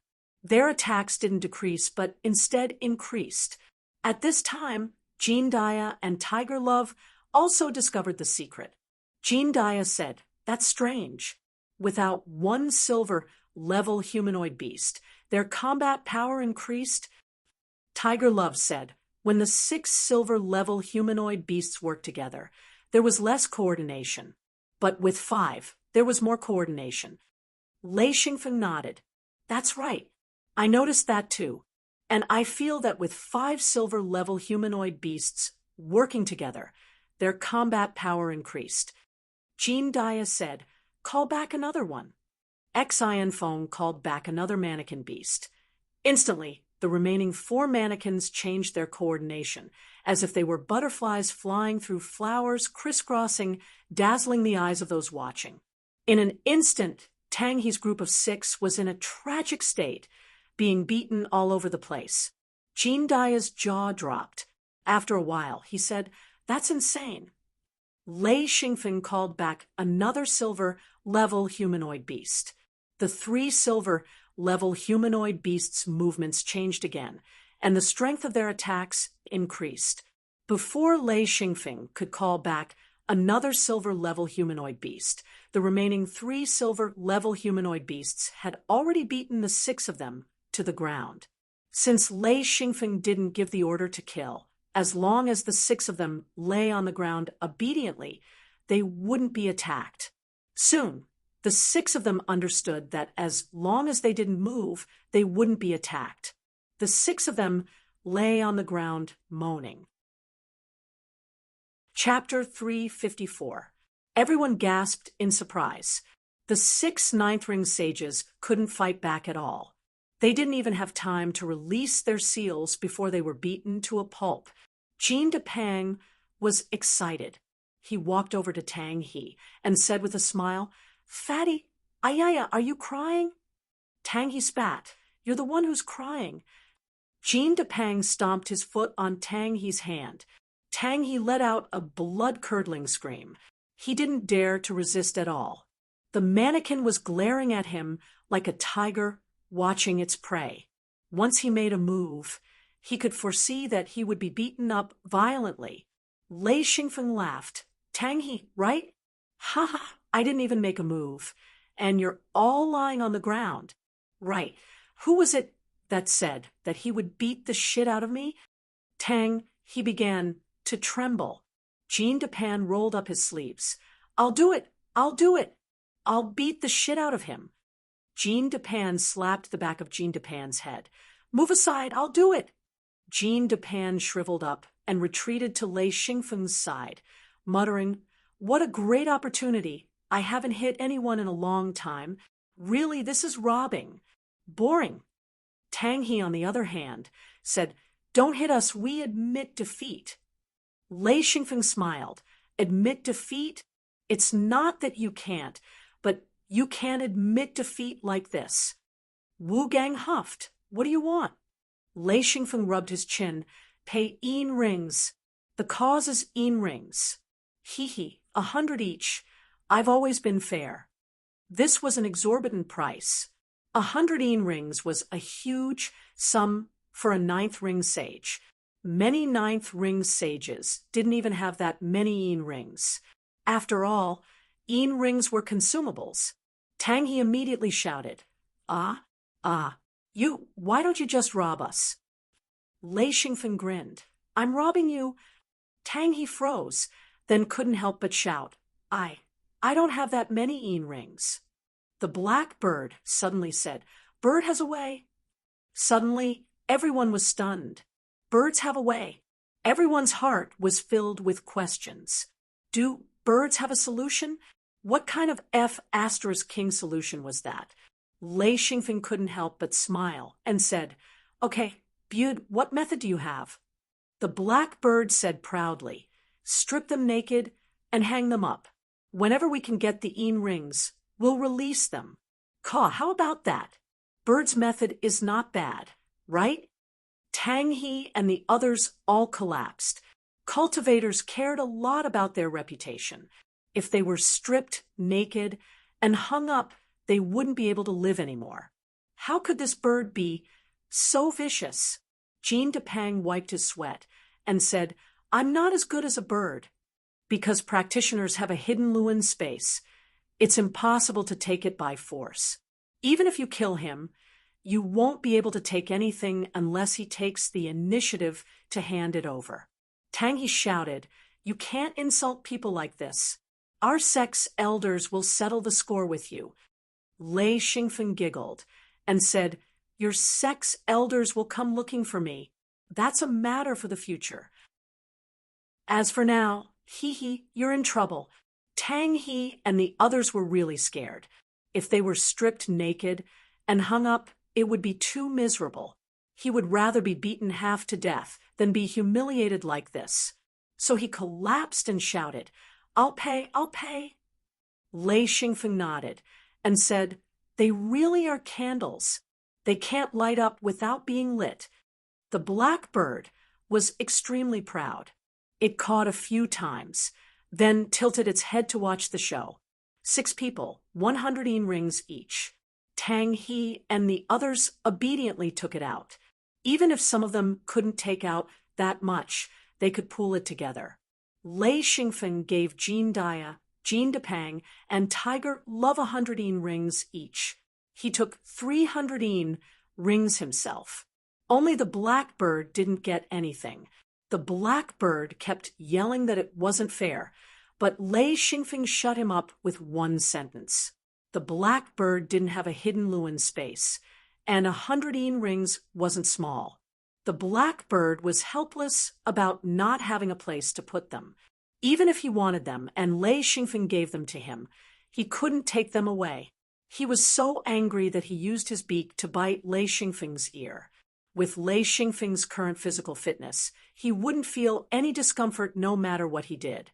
Lei Xingfeng was happy to receive a large sum of money. The happiest of all was Jean Depang. This guy didn't even have 100 yin rings on him. He thought to himself, no wonder they were all willing to go with a phone. They'll get rich. After paying the yin rings, Lei Xingfeng released the 6 people. He put away the mannequin and said, keep your word. Since you've paid the yin rings, we're even. Of course, if you mess with me again, it won't be so easy to resolve. He threatened, then led the group to an empty wooden shed and sat down to rest. Tang He and the others looked at each other, then immediately flew away. Jean Depang said, a phone, they ran away. Lei Xingfeng said, yeah, I saw them. Let them run away. The wooden island was actually very small, about 100 meters long and 80 meters wide. It was an irregular island.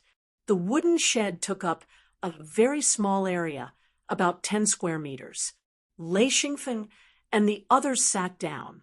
Jean Daya said, I'll go ask around. Lei Xingfeng smiled. They're probably new here. There shouldn't be anything special. Jean Daya nodded. I know. Maybe there's something we don't know. I'll be back soon. As he spoke, he walked outside. Lei Xingfeng didn't stop him. He also hoped that Jean Daya could get some information about this place. Due to the outstanding performance of Lei Xingfeng's mannequin, the enlightened masters here were very wary of the 4 of them. No one dared to mess with them, so Jean Daya's questioning went smoothly. As long as he found someone, they would tell him everything they knew. After a short while, Jean Daya returned to Lei Xingfeng's wooden shed. He smiled. There's still some news. Jean Depang eagerly carried a chair and said, I brought a chair. Sit down and take a rest. A table and 4 chairs were all prepared by Jean Depang and stored in his hidden Lewin space. There was nothing in the wooden shed, so they had to bring their own tables and chairs. In fact, Lei Xingfeng's hidden Lewin space also had tables and chairs and other daily necessities. There were even many wooden beds. Jean Daya and Tiger Love did the same. This was a habit of cultivators. Not only did Jean Depang bring out tables and chairs, but he also brought out all kinds of preserved fruits and snacks. One had to know that Jean Depang's mouth would never stop. Even after eating, he wouldn't stop eating snacks. Everyone was eating snacks while chatting. Lei Xingfeng asked, what's the situation? Jean Daya reached out and picked up a preserved fruit. He put it in his mouth and praised, it tastes good, hee. He continued, most of the people who came in this time are the guards and retainers of the various sections. The direct descendants rarely come in. There are a few types of ferocious beasts here. They're very strong, but they're not much of a threat to a 9th ring sage because they can't fly. And they won't attack unless you provoke them. Lei Xingfeng smiled. This is a little different from the news before we came in. Jean Daya said, that's for sure. After all, there were a lot of rumors before. As for what specialties there are, there's no valuable news yet. We'll have to search for them ourselves. Lei Xingfeng said, that's normal. I just don't know what will be produced here. Jean Daya shook his head. It's really inconvenient to bring Jean Depang along. Lei Xingfeng smiled. It's fine. Just bring him along.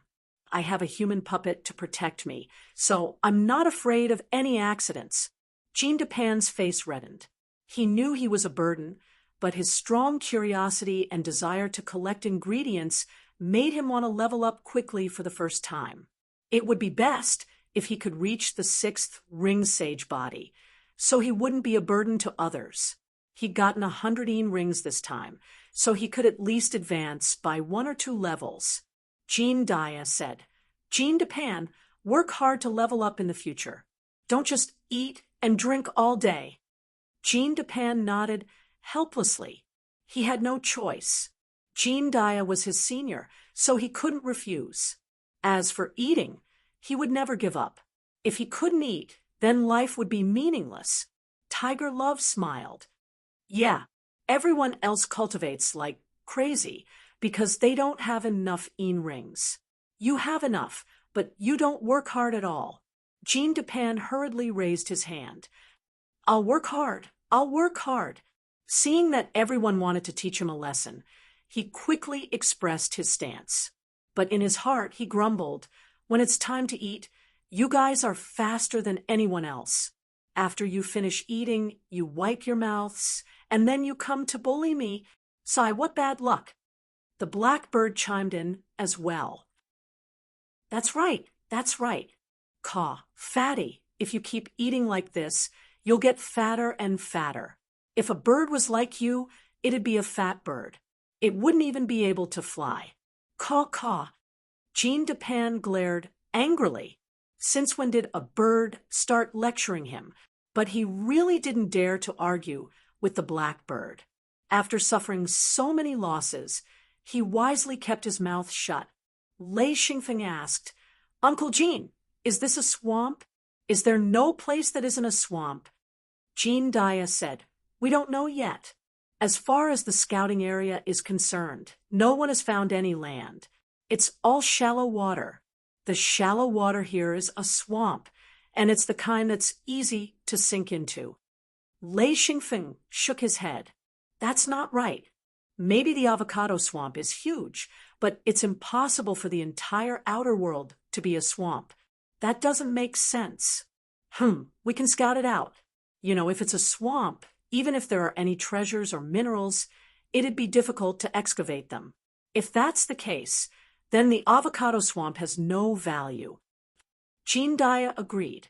I think so too, but we'll have to try before we know. As they chatted and laughed, the sky gradually darkened. Then they saw an endless number of black mosquitoes rise from the swamp. Each one was the size of a finger, and they swarmed towards them. Lei Xingfeng was shocked. Holy shit, what a vicious bug. In an instant, everyone's hair stood on end. Someone shouted, It's fine. As long as we spread out our Enli, those bugs won't be able to fly in. Lei Xingfeng and the others spread out their Enli. In an instant, countless mosquitoes were blocked outside. Lei Xingfeng frowned. Let's take turns. One person's Enli is enough. Chapter 355. Jean Dia said, I'll go first. The Enli spread out and formed a space. Although the mosquitoes looked disgusting, they were helpless against the Enli of a 9th ring sage. They could only fly around the wooden shed. The mosquitoes harassed them for a night. Although they couldn't bite anyone, the buzzing was annoying. The next morning, the mosquitoes disappeared from the surface of the swamp. Lei Xingfeng said, These things are really annoying. I can't even cultivate peacefully. Jean Dia said, Yes, this place is really annoying. This is probably the first time I've come here. If there are no special circumstances, I won't come here again. Tiger Love said, Yeah, why are there so many of them? If a normal person came here, they'd probably suck all their blood and turn into a skeleton. Xian Feng thought about the night before. The strength of these little bugs was actually quite strong, but they were unable to break through due to the Enli. Low-level practitioners, if they relied on Lunli, they probably wouldn't be able to hold on for long. Even if they condensed a Lunli armor, they wouldn't be able to hold on for long. They would die very quickly. Jean Depang said, This place sigh. He couldn't say anything because he couldn't collect them. With his size, once he fell into the water, he would definitely sink to the bottom. Lei Xingfeng smiled. Okay, let's go. Jean Dia carried Jean Depang on his back. Tiger Love suddenly said, "Wait, someone's coming. It seems to be the group from yesterday." Xian Feng raised his head and saw that it was indeed the 6/9 ringed true masters who ran away yesterday, but behind them was an old man. They quickly landed and heard Tang He's strange cry, "Ah, you're still here. Ha ha ha ha ha." Blackbird suddenly said, "This person is sick." Lei Xingfeng was amused by Blackbird. He said, "He's probably sick and very sick." Blackbird said, "It's time to take your medicine." Tang He's laughter was stuck in his throat. He coughed a few times to catch his breath. He stared at Lei Xingfeng and said, "Kid, don't be too proud. I won't let you go easily this time." Wu Gang said, "Uncle, please." Jean Dia suddenly became nervous and said, "Oh no, they've invited their elders."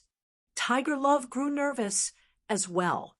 The seniors here were all monarchs at the very least. They didn't expect the other party to be such a sore loser that he'd asked his seniors to come and suppress him after losing 600 rings. Lei Xingfeng sneered, "It's fine. He won't dare to make a move. We are not wandering cultivators. What's there to be afraid of?" Normally, true monarchs wouldn't appear in the outer world, and even if they did, they wouldn't casually attack. Any enlightened master who could come here definitely had a true monarch behind him. Without the support of a true monarch, it was impossible to enter the outer world. This was something that everyone knew. Tang He arrogantly walked in front of Lei Xingfeng and said, "Kid, hand over your rings, and everyone else will pay 200 rings as compensation." Lei Xingfeng dug his ears and said, "Where did the insects come from?" Blackbird couldn't help but caw a few times. This was probably his laughter. Tang He's face immediately turned green. He said, "Kid, come and meet my family senior." Lei Xingfeng didn't care. He said, "He's your senior, not mine. Why would I want to meet him? How strange. You really are sick." Blackbird said, "And seriously sick. Caw." Tang He was so angry that his nose and mouth were crooked. He pointed at Lei Xingfeng and said, You bastard, do you want to die?" The elder stepped forward and said, "Little River, back down." Tang He bowed and angrily retreated to the side. Wu Gang stepped forward and said, "This is my family senior, Master Hua Cheng, Lord True Monarch. Kid, why aren't you greeting him?" Lei Xingfeng rolled his eyes and said, "Damn Bude, I'm curious. I don't know him, but he keeps asking me to greet some senior. There are so many people here, but he just won't let us go. What do you think we should do?" Blackbird's answer was straightforward, "Let's go." Lei Xingfeng nodded and said, "That's true. Okay, let's go." He completely ignored this group of people. It was the first time Hua Cheng had seen such a crazy little guy. He had heard that the other party had strange weapons, a body like a human and a beast's head. He fought like a human and was very powerful. Unfortunately, although he was a true monarch, he didn't know that it was a puppet beast from the Forbidden Land. Because he had never been to the Outer Realm, he didn't know about the products of the Outer Realm, nor did he know about the Great Forbidden Land. Of course, he didn't know how powerful the puppet beast was. Stop! A berserk aura suppressed them, instantly causing Xian Feng and the rest to retreat. Lei Xingfeng said coldly, "What are you going to do? Do you want to fight?" With a wave of his hand, 6 silver puppet beasts appeared. He didn't dare to be careless. With 6 silver puppet beasts, he should be able to deal with a true monarch. Back then, Martial Uncle Lotzi couldn't block the attacks of a few silver puppet beasts, and those silver puppet beasts didn't have enough energy. When Tang He and the other true monarchs saw the 6 silver puppet beasts, their faces were filled with fear. They had suffered a lot just now. There were quite a few true monarchs on the artificial wooden island. Seeing that another conflict was about to break out, they all craned their necks to watch. Some of them had seen the power of the puppet beasts yesterday and didn't expect the other party to call their elders. They really despised these 6 people for having no self-respect at all. Hua Cheng was furious. After all, he was a true monarch. Fighting a few ninth-ring true monarchs was really beneath his dignity.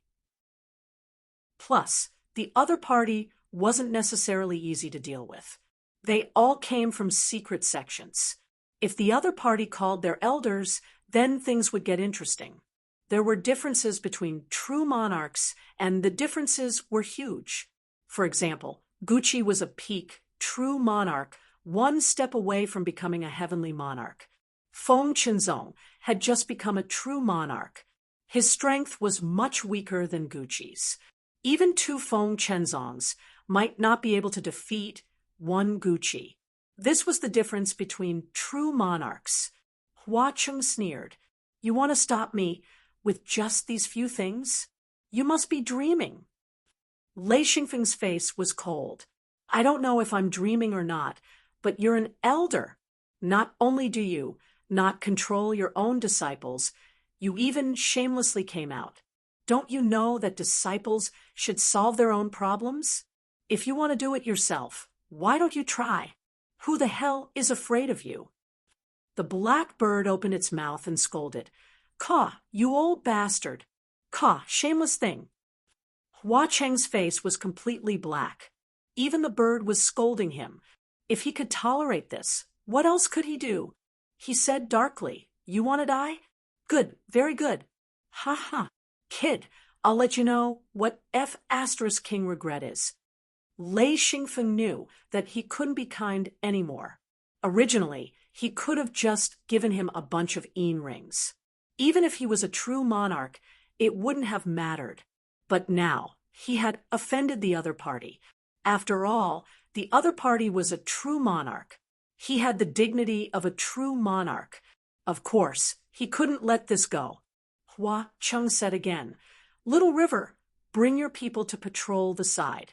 As long as the other party doesn't run, you don't have to do anything. I haven't done anything in a long time. My hands are really itching. Yes, the 4 of you, come at me together. I don't bully the younger generation. I'll let you guys do it first. Lei Xingfeng quickly released a gold-level puppet beast. Because he felt uneasy, he decided to use his trump card. The puppet beast had a special characteristic. Before it attacked, it didn't feel the slightest bit of threat. But once it attacked, it was as fast as lightning. If someone who didn't understand it suddenly encountered this thing, it would be hard for them not to be at a disadvantage. Lei Xingfeng sneered. Very good. A true monarch can make 4 sages attack him without shame. Very good. Uncle Kim, Uncle Tiger, Fatty, back off. I don't believe that he can do anything. Hua Cheng was amused. You want to fight me? Little guy, don't be too greedy. He. Lei Xingfeng said, You think you got me? Dream on. Hua Cheng said impatiently, I'll let you do it first. Don't drag it out. If I do, you won't have a chance.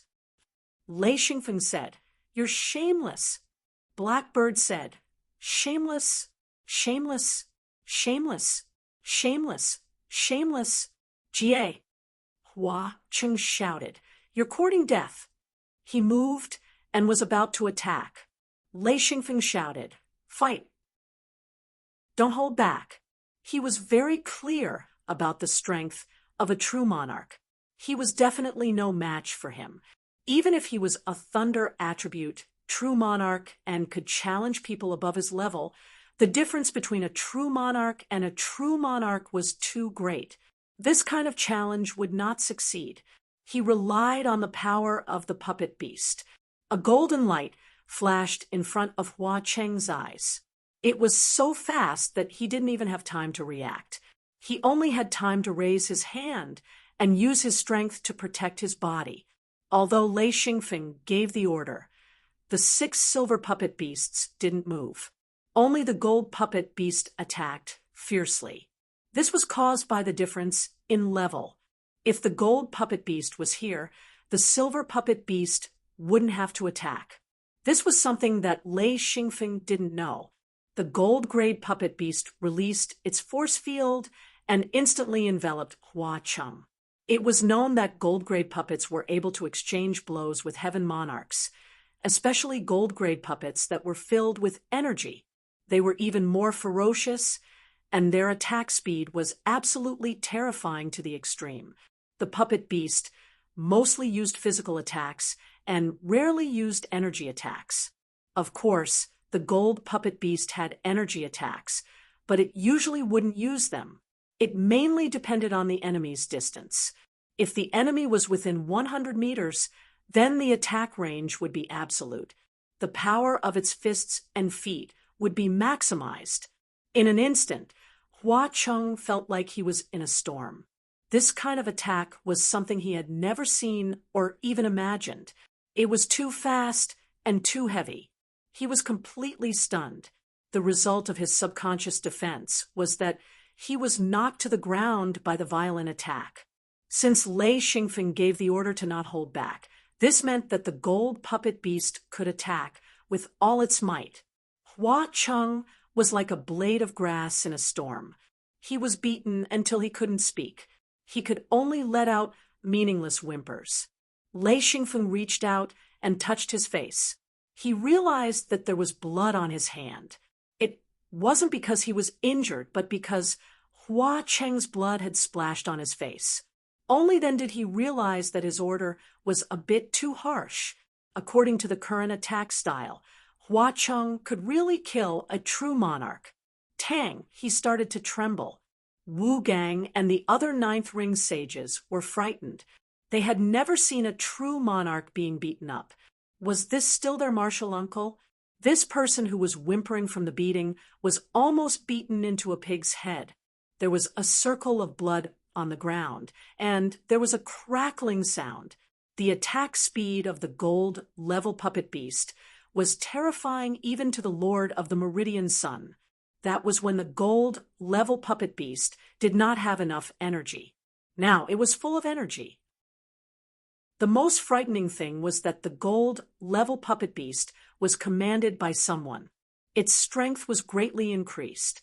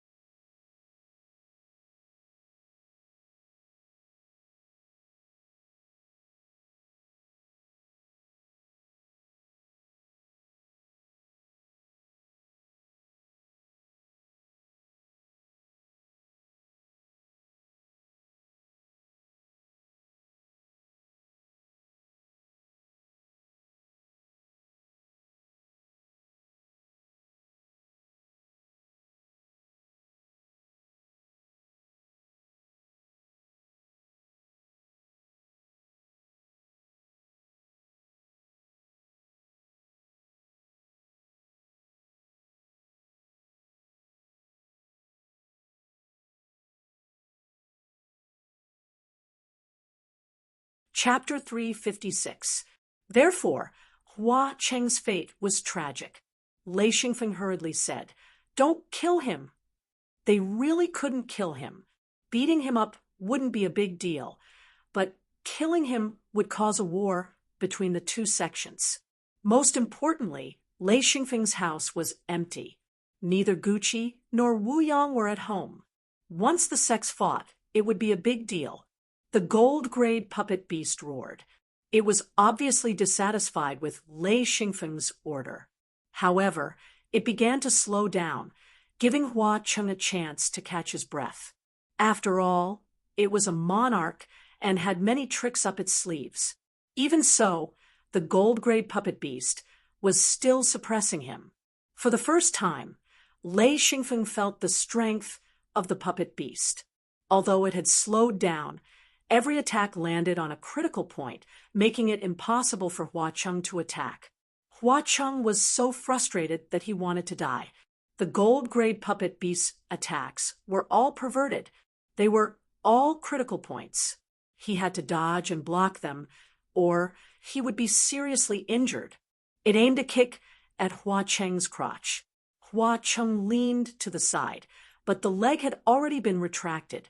The puppet beast flashed and threw a punch. Hua Cheng raised his hands in front of his neck, but it was as if he was stuck in glue. No matter how hard he struggled, he couldn't get away. With a loud bang, his body couldn't help but retreat. The puppet beast had already flashed to the other side of his body and launched another attack. Hua Cheng let out a crazy roar. He was too frustrated. He couldn't block or dodge. He was beaten until tears and snot flowed down his face. He wasn't crying, but because his nose was punched so hard that he couldn't control his tears and snot. Blackbird even said sarcastically, "Caw, the old man is crying, caw." Jean Dia, Tiger Love, and Jean Depang were all dumbfounded. They had never seen a monarch being beaten to tears. The three of them were stunned. There was a group of cultivators on the side. They were all dumbfounded. This was a monarch, but he was beaten so badly. It was unbelievable. The others were fine, but Tang He and the others were scared out of their wits. Even their martial uncle was beaten to tears. What were they going to do? Even if Lei Xingfeng didn't find trouble with them, wouldn't they be beaten to a pulp by martial uncle when they got home? They were the ones who had tricked him. Boom! The gold mannequin beast's fist landed on Hua Cheng's head, causing him to see stars. Hua Cheng fell to the ground and stomped his foot on the ground. Hua Cheng barely managed to turn his body to the side, and the gold mannequin beast's foot landed on the wooden plank. At this moment, the gold mannequin beast's control was evident. The moment the gold mannequin beast's foot landed on the wooden plank, the force behind it disappeared. Otherwise, the wooden plank would not have been able to withstand such force. This knee strike hit Hua Cheng's shoulder, and Hua Cheng was sent flying. Spitting out a mouthful of blood, Hua Cheng was seriously injured. Hua Cheng took advantage of the opportunity to roll on the ground and roared, "You're all dead! Stop him!" Tang He and the others were stunned. This was called for reinforcements. They didn't dare to disobey and rushed forward with a roar. A golden light flashed, followed by 6 consecutive explosions. Tang He and the others were sent flying, but this gave Hua Cheng a chance to catch his breath. Hua Cheng finally released his seal. He was of the earth attribute. An earth seal flew out, and a yellow light instantly protected his body. Spitting out another mouthful of blood, Hua Cheng's face turned pale. It was a pity that he couldn't even attack. He was seriously injured. Even if he released the earth seal, it could only protect his body.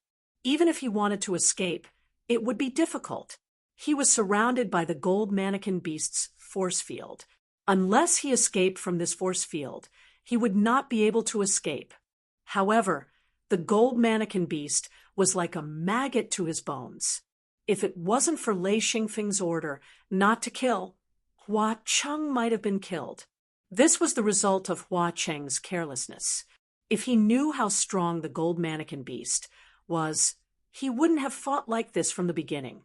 He used his weakness to attack the gold mannequin beast's strength. Hua Cheng knew that he was doomed.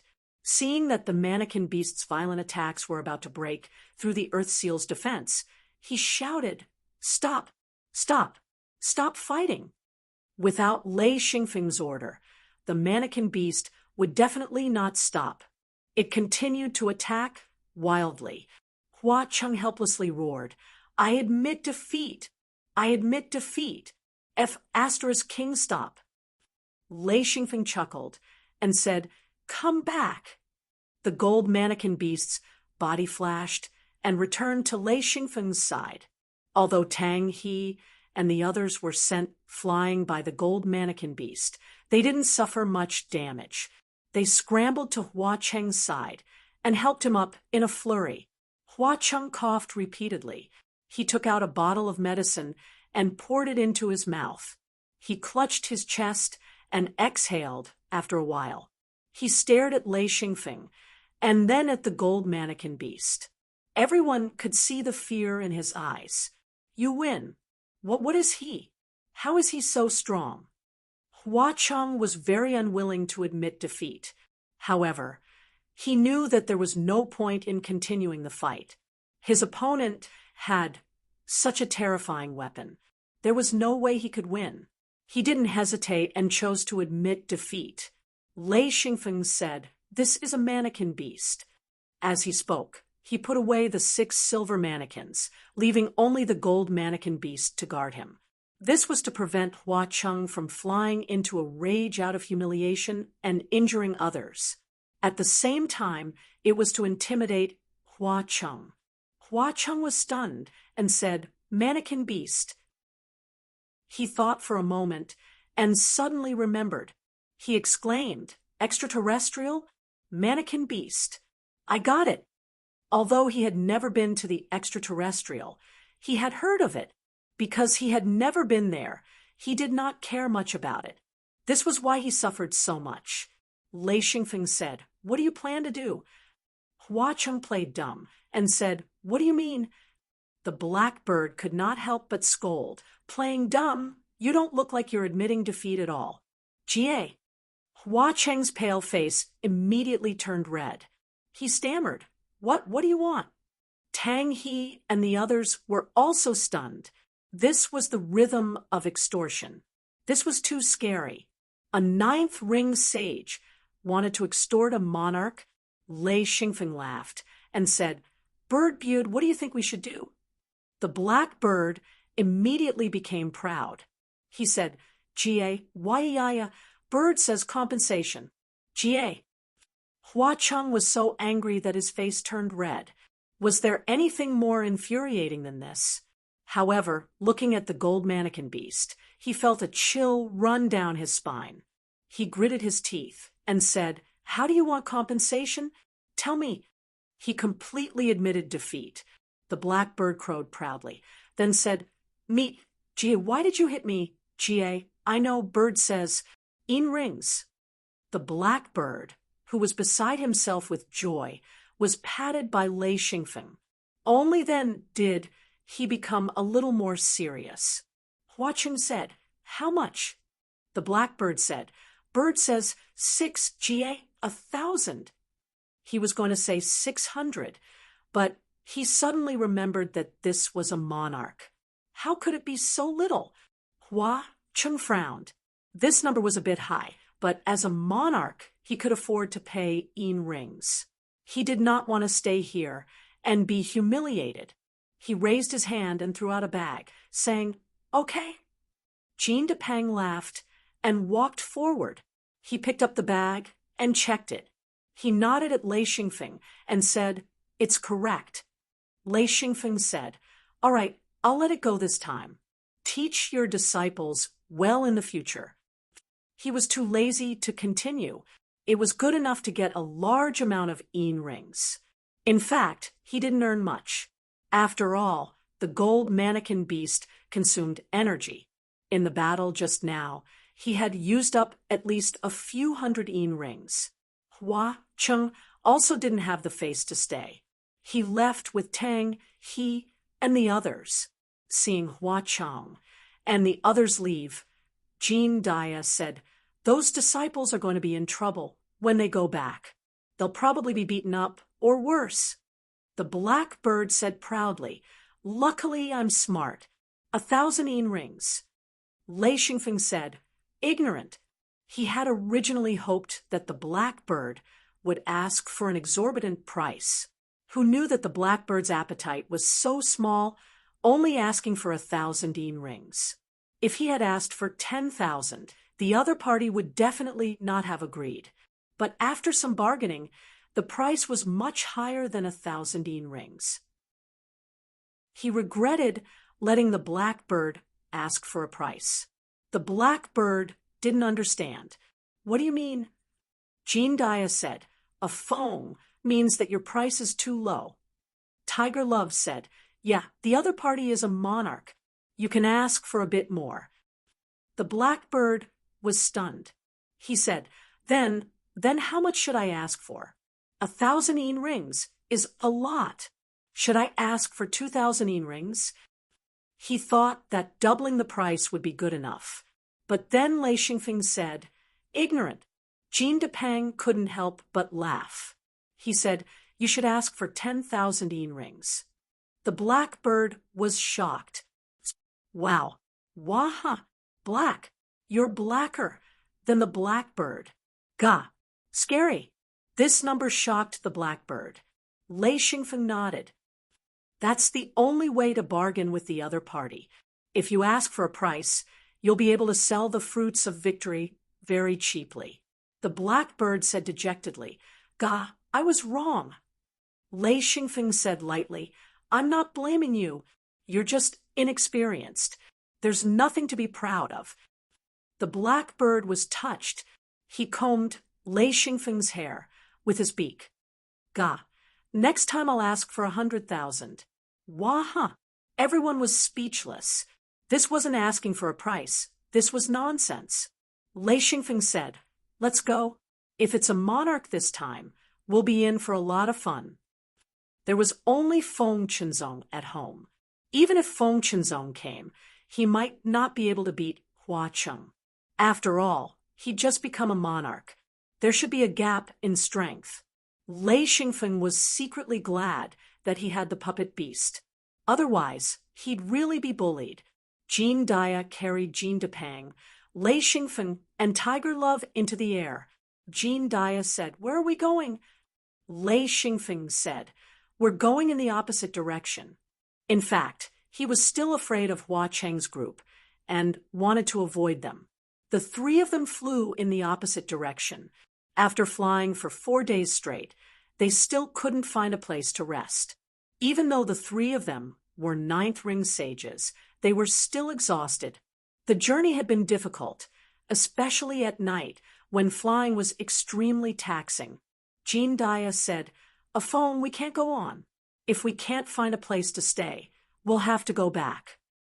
Tiger Love said, "Is there a big tree in front?" Lei Xingfeng looked into the distance. He could vaguely see the crown of a tree. It was quite big and could be seen from far away. It was very conspicuous. Jean Dia immediately changed direction and flew toward the big tree. He couldn't bear it anymore. Carrying a fat and heavy guy like Jean Depang was really exhausting.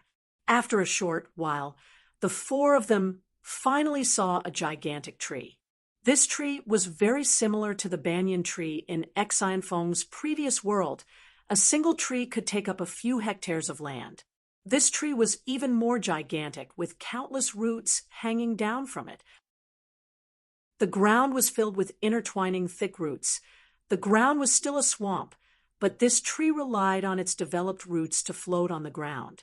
The four of them landed on the tree. Jean Dia put down Jean Depang and couldn't help but cry. For days, Lei Xingfeng and Tiger Love shouted at almost the same time, "Be careful!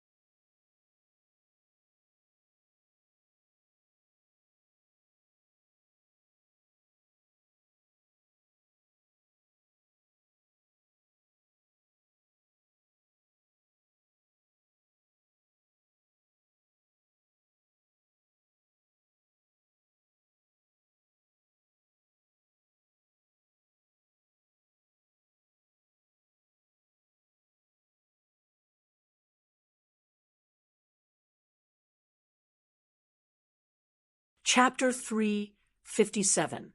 A giant snake opened its mouth and bit at Jean Dupin. Its body was as thick as a bucket, and its body was hidden in the roots of the tree. It was impossible to tell how long it was, and its color was almost the same as the roots of the tree. It was impossible to tell at a glance. Jean Dia grabbed Jean Dupin and threw him out with all his might. His body flipped, and he kicked the giant snake in the jaw. With a loud bang, the giant snake's head flew backward and crashed into a hanging tree root. Jean Dupin was dancing in the air, but Lei Xingfeng had already flown over. He reached out and hooked Jean Dupin's thigh, drawing an arc in the air with him. In an instant, they were on the top of a tree. Jean Dupin was upside down, and while he was screaming, Lei Xingfeng placed him on a branch. Below, Jean Dia was already fighting with the giant snake. At this time, Lei Xingfeng also realized that this snake was not ordinary. No matter how Jean Dia hit it, he could not kill it. The continuous attacks made the snake hiss nonstop. It was trying its best to get closer to Jean Dia. Lei Xingfeng reminded, "Uncle Jean, it wants to entangle you." Jean Dia said, "I know, this thing is strange. I can't hit it." Lei Xingfeng said, "Burn it." Jean Dia said, "I'm just afraid of burning this tree. It wasn't easy to find a good place to rest. I don't want to destroy it." Lei Xingfeng raised his hand and shot out a thunderbolt. The thick electric light wrapped around the giant snake, and it immediately shook violently. Blackbird could not help but sigh, "Oh, wow, what a waste. TSK, TSK, what a pity." Jean Dia pulled out a long saber and slashed it across the giant snake's neck with all his strength. In an instant, the long saber cut through the snake's neck, and a large amount of blood spurted out. Jean Dia could not help but exclaim, "What tough skin." He originally thought that he could cut through the snake's neck, but who knew that he could only cut through the snake's skin? Lei Xingfeng shot out another thunderbolt. With a crackling sound, the lightning made the giant snake tremble violently again. Because of the lightning, the giant snake was completely frozen. Lei Xingfeng shouted, "Uncle Jean, continue." Jean Dia madly brandished his long saber, slashing it from front to back. It took him 5 slashes to cut off the giant snake's head. When he stopped, he couldn't believe that he had to slash the same spot 6 times to cut off the snake's neck. It was too tough. Shirhu grabbed the snake's decapitated neck and forcefully pulled it out. When Shirhu flew up, the length of a snake was revealed. It was more than 20 meters long. Jean Dupin's eyes lit up. "This thing must be delicious," he said. "Give it to me. Give it to me." Lei Xingfeng said, "Give it to Fatty. Let's go back and deal with it." Jean Dia nimbly flipped down from the tree branch. As long as his feet touched the ground, he would not be clumsy. He quickly fell down, and with a crackling sound, he smashed through many branches. With a boom, he smashed into a thick root. The root was as thick as a water tank. Due to the protection of Luan Yinli, he was not injured. He jumped up and ran towards the snake, putting away the giant snake's body. Jean Dia found the snake's head. This snake's head was as thick as a human arm. According to Jean Dia, anything could be eaten. It just depended on whether you knew how to cook it. Lei Xingfeng said, "I wonder if this snake counts as a vicious beast." "No. Is it a vicious python?" Jean Dia said, "I don't think so. If this snake coils around a person, it might be dangerous. However, with our skills, even Jean Dia would not be able to hold it down easily." Lei Xingfeng thought about it and said, "Forget about the snake. Let's find a place to rest. After 4 days and 4 nights, I'm really tired." After 4 days and 4 nights without sleep and rest, even if they were top-level sages, they were still exhausted. Jean Dia said, "I'll find it. I'll arrange it." Throughout the journey, he slept and ate as he pleased. He did not delay at all. After all, he was riding on Jean Dia's back. Jean Dia said, "Okay, you arrange it. We'll sit here for a while and rest when Jean Dia is done." The ground was covered with huge intertwined roots. Through the dense roots, they could see the water below. This tree could be said to be a giant tree floating on the swamp. Lei Xingfeng found a thicker root and sat down. He stretched and said, "This is the first time I've tried to travel without caring about my life. It's too scary." Tiger Love said, "Brother Jean has it harder. You have to fly so far with a big fatty on your back." Jean Dia said, "I won't bring him out in the future. Isn't this torture?" Lei Xingfeng could not help but laugh. He said, "It's because the terrain here is wrong. It's all swamp. There's no solid ground. Otherwise, it wouldn't be so troublesome." Jean Dia raised his head to look and said, "What is this fellow doing?" Ding ding dang dang. He did not see anything. The dense branches and leaves of the trees blocked his view. Tiger Love said, "You don't have to worry about him. In any case, he's a sage's, not a child." Jean Dia said, "Forget it. I can't care so much. I'm worried for nothing." Tiger Love laughed. He could hear the love in Jean Dia's voice. Jean Dia said, "A foam, your golem beast is too powerful. It can actually defeat a monarch." He could not imagine that a golem beast could be so powerful. Tiger Love also said, "Yeah, it's too scary. It can actually suppress a monarch." "I'm stunned."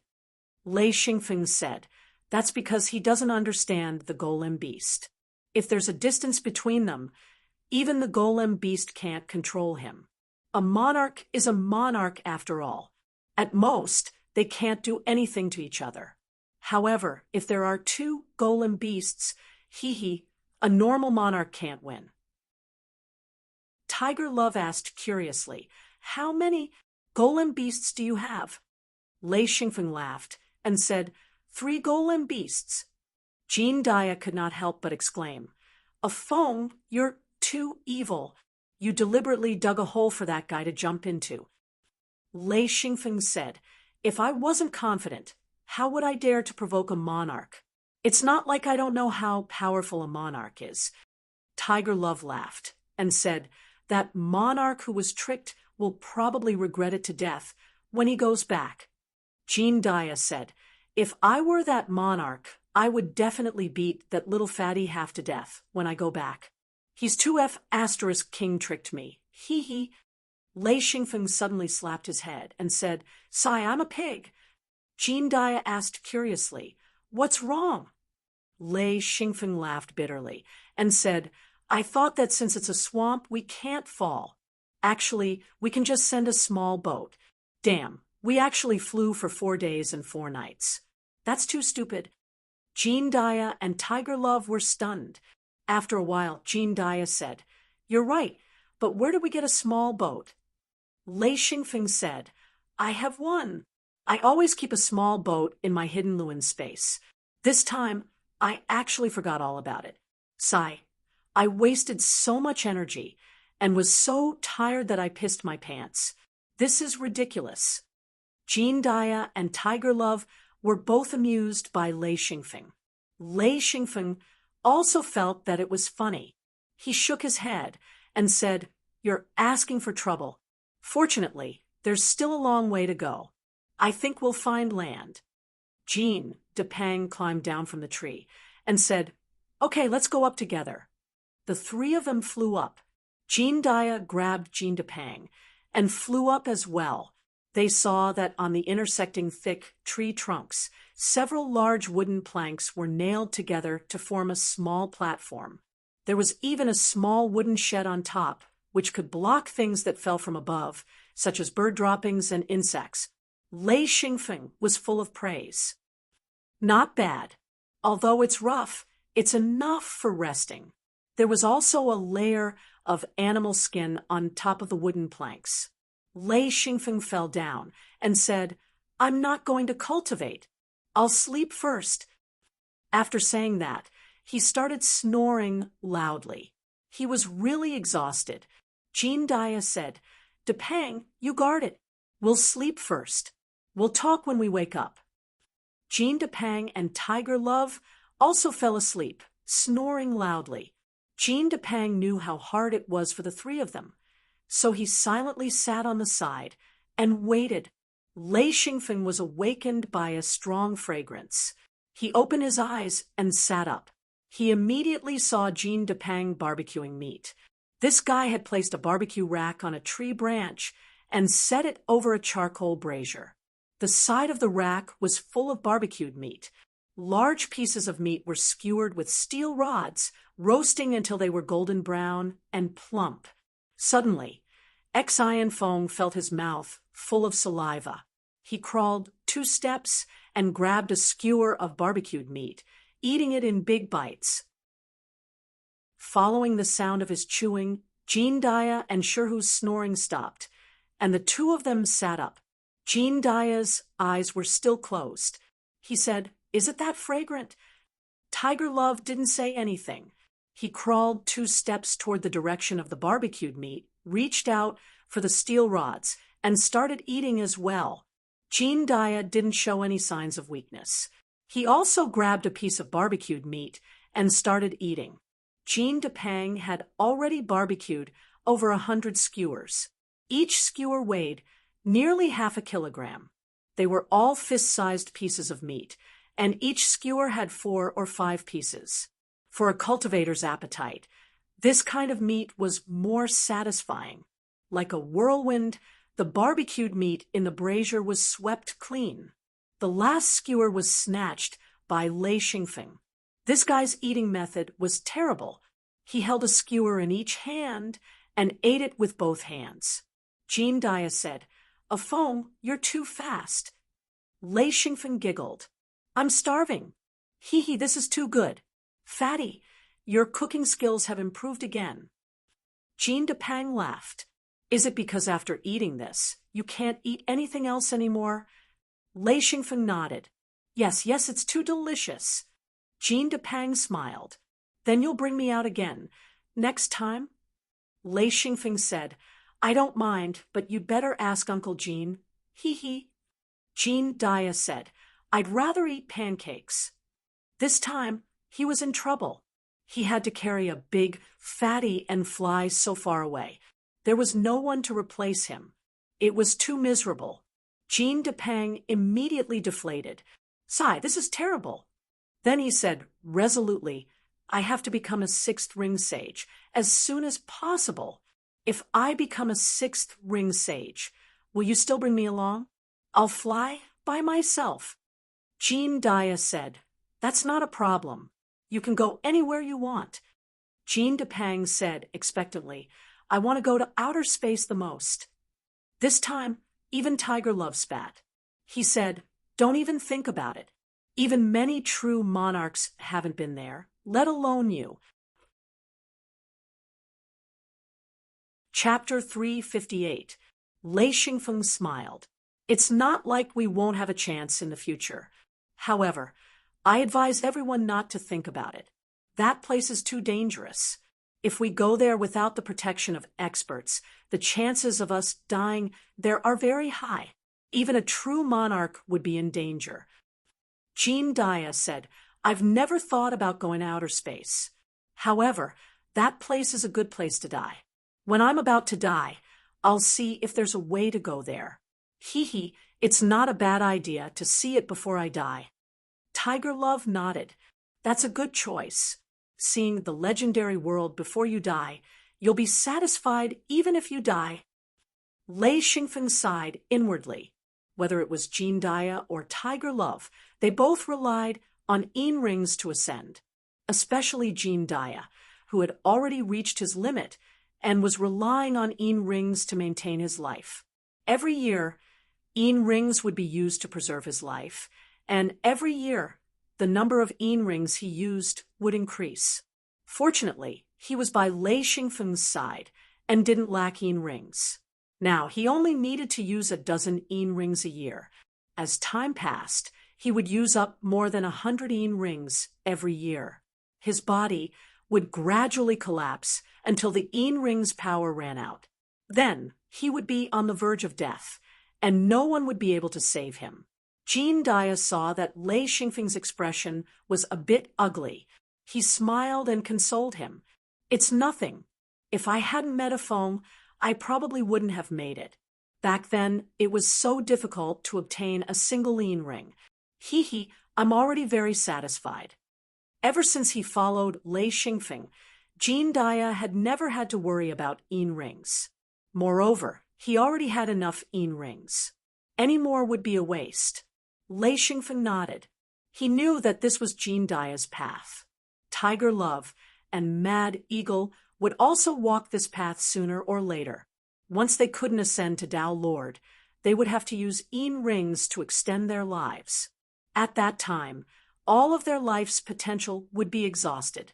Everyone was beaming with joy as they ate the barbecued meat. They had to admit that Jean Depang's cooking skills were truly superb. Lei Xingfeng went down to the roots at the edge of the giant tree. He scooped up some water and washed it. The water here was extremely clear. It was about a meter deep, or less. The bottom of the water was filled with all kinds of aquatic plants. However, the mud under the water had a terrifying ability. If anything heavy stepped on it, it would produce a huge suction force that could easily swallow people and beasts. Jean Depang also came down. While washing the steel bars and basins, he said, "There should be fish and prawns in the water, right?" His words revealed his true colors as a foodie. Lei Xingfeng couldn't help but smile. In his past life, he was a foodie. In this life, he really didn't care about food. It was good enough if he could fill his stomach. This was especially true in this life because his body was extremely strong and he could eat a lot. Before he became rich, eating was a big problem. Only now did he no longer have to worry about food and clothing. Of course, he had a great interest in food. However, compared to Jean Depang, Lei Xingfeng was worlds apart. This guy was born to be a foodie. Not only could he eat, but he was also an expert in cooking. As long as it was related to food, there was almost nothing he couldn't do. Lei Xingfeng had given him a few pointers before. These pointers were all from his memories of his past life. This guy quickly grasped them, and the dishes he cooked were incomparably wonderful. Lei Xingfeng was very impressed by this point. If Jean Depang channeled his passion for eating into cultivation, Lei Xingfeng believed that even if he couldn't become a 9th ring sage, it wouldn't be a problem for him to reach 6th or 7th ring. Lei Xingfeng said, "You didn't forget to collect ingredients. I wonder how the fish here are like." Jean Depang pointed at the water and said, "The fish here aren't big. They're only a foot long. They don't seem to be able to grow." Lei Xingfeng smiled and said, "Maybe the water is too shallow." Jean Depang said, "I wonder how it tastes. Also, the shape of the fish is very strange." After all, he didn't have much experience and had never seen such flat fish. Lei Xingfeng said, "I think it's a bit muddy." He knew at a glance that this was a fish that liked to drill in the mud. Sure enough, Jean Depang scooped up a fish and looked at it for a while. He nodded and said, "Yes, it's a fishy fish. I don't think it's very tasty. However, the giant snake we got earlier should taste pretty good. I collected all of its blood and put it in a black wooden bucket." Jean Depang landed lightly and said, "2 people flew past." Lei Xingfeng said, "Yes, the people who came in should have completely dispersed. It's normal for some people to pass by." Jean Depang said, "I wonder if there's an end to the swamp." Lei Xingfeng said, "It's fine. If we keep flying, we won't be able to fly for so long. There's a small boat for us to rest on." Jean Depang nodded and said, "Yes, if we fly for another 4 days and 4 nights, I don't know if I can withstand it." "Ha, Depang, I've suffered a loss this time." Jean Depang blushed and said, "Sorry to trouble you. Jean Depang patted Jean Depang's fat shoulder and said with a smile, "I'm just complaining." "Haha, Depang, you've already done very well." This was different from Lei Xingfeng carrying the blackbird. The blackbird was only a foot long and didn't weigh much on his shoulder. After a long time, Lei Xingfeng would even forget that there was something on his shoulder. However, Jean Depang was different. He was carrying Jean Depang on his back. One had to know that Jean Depang's size was almost 3 times that of Jean Depang. Regardless of length, width, or height, he surpassed Jean Depang in all aspects. Not to mention the weight Jean Depang couldn't bear to carry him on his back. Jean Depang said gratefully, I will work hard to cultivate." Jean Depang said, "Okay, that's good." This was his only hope for Jean Depang. Tiger Love also flew down and said, "How many days will we rest here?" Lei Xingfeng said, "There's a boat. Let's continue forward. We fly during the day, eat at night, and take turns to keep watch and rest." Jean Dia said, "This is much better. If we want to rest, we can rest. If we want to hurry, we can hurry. Hee. I believe that we will definitely walk out of the swamp. I don't believe that this world is made up of swamps. That is almost impossible." Lei Xingfeng said, "Who knows? Anyway, we'll just keep going in one direction. We'll definitely find something." A 9th ring sage's flying speed was very fast. Even if they hurried on a long journey, they could still fly very far in a day. Tiger Love said, "Are we leaving now?" Lei Xingfeng said with a smile, "Let's go. There's nothing special here. It's just a giant tree and nothing else." Jean Depang said, "Depang, come up." Jean Depang agreed and lay on Jean Depang's back. Lei Xingfeng grimaced. That feeling was really painful. Jean Depang flew into the air with Jean Depang on his back. Lei Xingfeng and Tiger Love followed.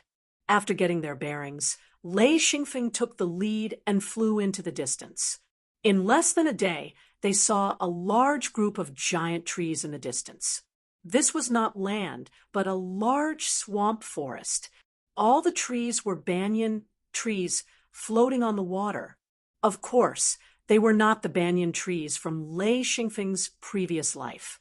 They had the form of banyan trees, but they were even larger than banyan trees. A single tree could occupy dozens or even hundreds of acres of water, forming a huge floating island. Each tree was an island, and then connected to each other to form a large group. The giant trees grew from sparse to dense, until they completely covered the water. Lei Xingfeng hovered in the air and looked at the countless flying birds. Maybe this is the edge of the swamp. He guessed. Jean Depang said, "Maybe. It's getting dark. I didn't expect to find a place to rest in less than a day." Compared to the solid ground brought by the giant trees, the small boat was too small. Of course, they preferred to rest on the giant trees. Tiger Love said, "I'll go clear a space." The inside of the giant trees was lush with leaves and branches, and there were very few gaps. They needed to be manually cleared. Tiger Love easily cut open the branches and leaves, and on the dozen or so thick branches, he quickly built a wooden plank to form a platform. Only then did Jean Depang, and Lei Xingfeng land. Lei Xingfeng said, "Check. If there's anything dangerous, remove it." Jean Depang said, "Let me do it. Let me do it." He took out a long knife and cut down the tree trunk. Lei Xingfeng sat down and said, "Uncle Jean, didn't you say there were several kinds of ferocious beasts here? Why haven't we seen any? Haha, I want to see what ferocious beasts look like." Jean Depang shook his head. "It's normal that we haven't seen any. If we saw them every time we came, then the density of ferocious beasts would be terrifying. This is normal." Lei Xingfeng thought for a moment and said with a smile, "Yes, if we encountered them often, it would be abnormal. If a ferocious beast was very powerful, then its hunting range must be very wide. The more powerful a ferocious beast was, the larger the territory it needed, so it was normal that it was rare. Jean Dupin quickly returned to the platform with a lot of prey in his hands. He said, "There are all kinds of water birds here. Ha ha, today we'll eat birds." The black bird flew into a rage. "Eat your mother's head." Jean Dupin suddenly slapped his forehead. How could he forget this enemy? He explained, "This is a water bird, not a black bird." Lei Xingfeng looked at the excited black bird with amusement. He said, "What's your relationship with water birds? Relatives?" The black bird said, "Ga, how is that possible? I'm a talking bird, and I have the noble thunder attribute. How can I be related to such a lowly water bird?" Lei Xingfeng said, "Then why are you so excited?" The black bird said, "He wants to eat birds." Lei Xingfeng said, "It's not like you're going to eat it today. I've eaten too much in the past, and I've never seen you speak." The black bird quacked and was suddenly speechless. After a long while, he said, "You're bullying birds again." He turned his head away with grievance. His master was too heartless. Jean Dupin and Tiger Love were amused. The black bird would go crazy from time to time and say something unreliable. In the end, he would be directly suppressed by Lei Xingfeng. He had experienced this kind of thing too many times. The black bird was completely controlled by Lei Xingfeng and couldn't resist at all. Jean Dupin carried a pile of prey and said, "It looks like it's going to rain." Lei Xingfeng was shocked and said, "What?" Jean Dupin said, "I see a line of black clouds in the distance. According to my experience, it's likely to rain." He was also shocked by Lei Xingfeng's expression and thought, "What's there to be excited about? It's normal to rain, isn't it?" Lei Xingfeng didn't know how long he had been waiting for the rain, especially on a thunderstorm day. Some rainy days had no thunder and lightning. The more he wanted to find a thunderstorm, the less likely it was to find one. After so many years, it was so difficult to find a good thunderstorm day. Chapter 359. Jean Dia and Tiger Love both knew the reason. Lei Xingfeng said, "Oh, go take a look." With a flash, he disappeared from the spot. Jean Dia and Tiger Love followed. Xianfeng flew to a very high place and carefully sensed it. He noticed that his Lei Yin energy was rather lively, causing him to become excited. This was the sign of rain, but it was very faint, and if one didn't pay attention, they wouldn't notice it. There was indeed a dark cloud in the distance, forming a black line. Jean Dia asked, "How is it? Is there a thunderstorm?" He knew how much Lei Xingfeng hoped for a thunderstorm. Lei Xingfeng said, "I'm not sure, and I don't know if the dark cloud will come." Tiger Love said, "If that's the case, then let's go." Lei Xingfeng nodded. "Okay, let's go together." Before Jean Dupin finished packing, Jean Dia said, "Dupin, let's get ready to go." Jean Dupin said, but I haven't cooked yet." Jean Dia said, "What are you cooking for? Hurry up and pack. We're leaving immediately." Jean Dupin had no choice but to put everything into his hidden Lewin space. The four moved quickly, and in a few minutes, the four of them were back in the air, flying towards the dark cloud. Lei Xingfeng was looking forward to it. If there was a thunderstorm this time, he would be able to smoothly reach the peak of 9th ring. At that time, he could prepare to become a monarch. He had been looking forward to this day for a long, long time. Without natural lightning, Lei Xingfeng knew that he wouldn't be able to reach the peak of 9th ring so quickly. It would take a long time, at least a few years. Even if his potential was shocking, even if his aptitude was extremely high, it still took time to accumulate Yin energy. Although natural lightning was violent, Lei Xingfeng's Lei Yin was very powerful. Not only could it absorb lightning, it could also quickly convert it into Lei Yin energy to nourish his body and strengthen his cultivation. His Lei Yin was much stronger than other people's Yin energy. Lei Xingfeng flew extremely fast, leaving Jean Dia and Tiger Love behind. Jean Dia carried Jean Depang on his back, so he couldn't increase his speed. Tiger Love wanted to catch up to Lei Xingfeng, but after flying for a while, he realized that he couldn't. He could only wait and fly with Jean Dia. Tiger Love laughed. A Feng is anxious. Jean Dia nodded. Yeah, I didn't expect it either. In the past, there were thunderstorms all the time, but ever since I met Feng, I haven't been able to see them anymore. No wonder he's so anxious. He. Jean Depang didn't know this secret. Puzzled, he asked, "Why are you looking for a thunderstorm?" Tiger Love explained, "A Feng wants to cultivate. A thunderstorm is the best."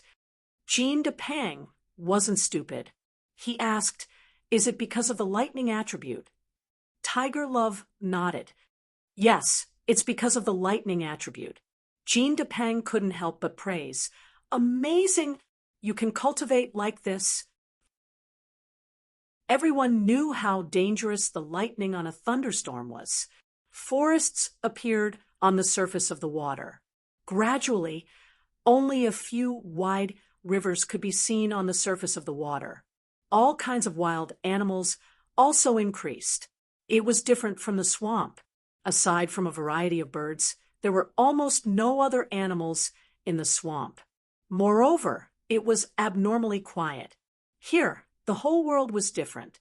Noisy flocks of birds, groups of monkeys shuttled through the trees, and the roars of wild animals could be heard from the forest from time to time. This was the scene of a tropical rainforest.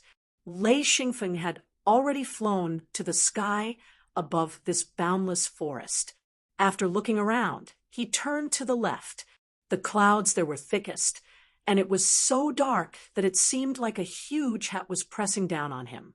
Lei Xingfeng could faintly hear the sound of thunder and the faint lightning in the sky.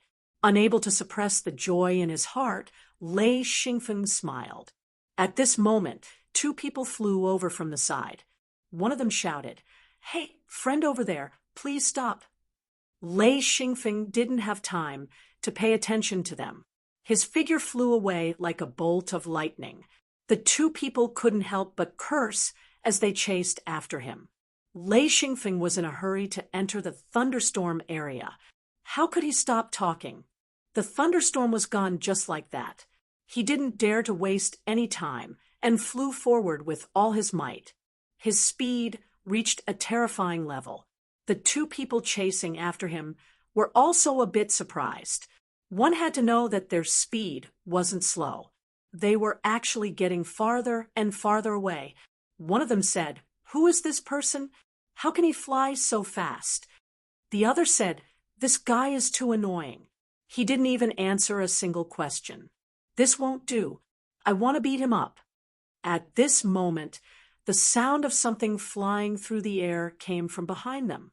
The two of them turned to look and saw two people flying past them from the side. What made the two of them dumbfounded was that one of them was so fat that he did not look like a human. His body was so huge that the two of them could only stare at him. In an instant, the two people overtook them. "How can this guy be so big?" "No, he's carrying a person on his back." A small person carrying a big fatty. Damn it, he must be a disciple of a secret sect. He can't even fly yet, but he's already here with a bodyguard. That guy really has a hard life. Hurry up and catch up. We'll ask them." The two people chased madly as they talked, but what they didn't expect was that they couldn't catch up even with these two people. It was no wonder that they'd only just become ninth ring sages. Jean Dia was at the peak of ninth ring. Tiger Love wasn't that bad either. Because he had a large number of Yin rings, Tiger Love was close to the peak of ninth ring. Lei Xingfeng was getting closer and closer to the thunderstorm area. He could clearly see the huge lightning bolts striking down from the clouds. He was so excited that his entire body began to tremble. The blackbird grabbed Lei Xingfeng's shoulder tightly and screamed, "Ka, you're looking to die. Don't go in. It's too scary. Scared the hell out of me. Scared the hell out of me." The lightning struck down, and the rolling thunder rolled over. The rumbling was enough to make one's heart tremble. This kind of natural power was enough to scare a person to death, let alone a blackbird. Even though the blackbird was also of the lightning element, it was still terrified.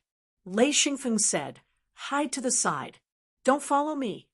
The blackbird knew that if he continued to follow, he'd be looking for death. He screamed and fled. "Caw! Scared me! Scared me!" He flapped his wings and flew into the forest below. But he was afraid that he'd be separated from Lei Xingfeng after the thunderstorm was over. He could only stop at the top of a tree and stare at Lei Xingfeng. What happened next almost scared the blackbird. He watched as a bolt of lightning struck Lei Xingfeng. In an instant, Lei Xingfeng became a dazzling ball of light. He screamed, "Oh no, oh no, this guy really got hit. Wahahaha-ka, what's going on?" He saw Lei Xingfeng's figure appear little by little from the light. Then Lei Xingfeng flew forward again, but a silver ball of light appeared on top of his head. That was his Lei-yin. Countless lightnings struck down. At this time, Lei Xingfeng didn't care about the lightning at all. After so many baptisms of lightning, he was very used to it. This kind of lightning was of great help to him. One after another, lightning struck down. Lei Xingfeng was pleasantly surprised to find that the thunderstorm here was more powerful than any thunderstorm he'd ever seen. Before he reached the middle of the dark clouds, he'd been struck by lightning more than 10 times. This made him hesitate a little because for the first time, he felt pressure. After going through Lei-yin, countless pure Lei-yin energy flowed into his body. His cultivation began to grow crazily. Normally, it would take him a day to get Lei-yin energy, but he got it in just one breath. This kind of cultivation speed could only be achieved in a thunderstorm. The feeling of his cultivation soaring made Lei Xingfeng very happy.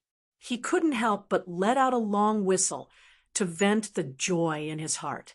The black bird hid in the treetops, his body trembling. He muttered, "Abnormal? Why is it so abnormal? This birdman is so scary.